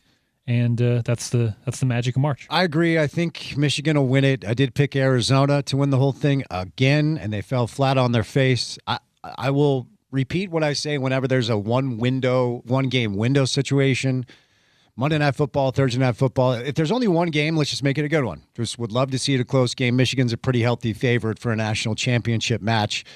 Be cheering for my home state, UConn Huskies, but I do believe Michigan's going to win it. All right, Porter, what comes our way on a Tuesday show? Tuesday edition of The Drive. Plenty of hoops on the show. Craig Bowler, Jack, talking some jazz, talking some NCAA National Championship. A couple of coaches on the program. Coach Scott Spinelli will stop by the program. Coach Ben Jacobson, the newest head coach at Utah State University. And then we'll wrap things up with a little RSL chat to end the show. I will be releasing episode 2 of the Reality Check podcast with KUTV with Pablo Mastroeni. Episode 3 will feature Alex Jensen, so some good stuff there. We will say goodnight and a special thank you to Tom Haberstroh, Lily Shimbashi, Ken Pomeroy, and Roxy Bernstein for any of the sound you missed from the show today. Go to the website. which is ESPN700sports.com. Make sure to download our mobile app and take us on the go. That ESPN 700 app is available in the App Store and the Google Play Store for free. Then for what we do in our space every afternoon, check it out online. Podcast page is The Drive with Spence Checketts. While you're there, search Reality Check with Spence Checketts and subscribe to both. You will be eternally blessed. He's Porter. I'm Spence saying good night. Have a great Monday evening. We'll talk to you on a Tuesday edition of The Drive. And as always, you can catch it right here on your home of the Utes, ESPN 700.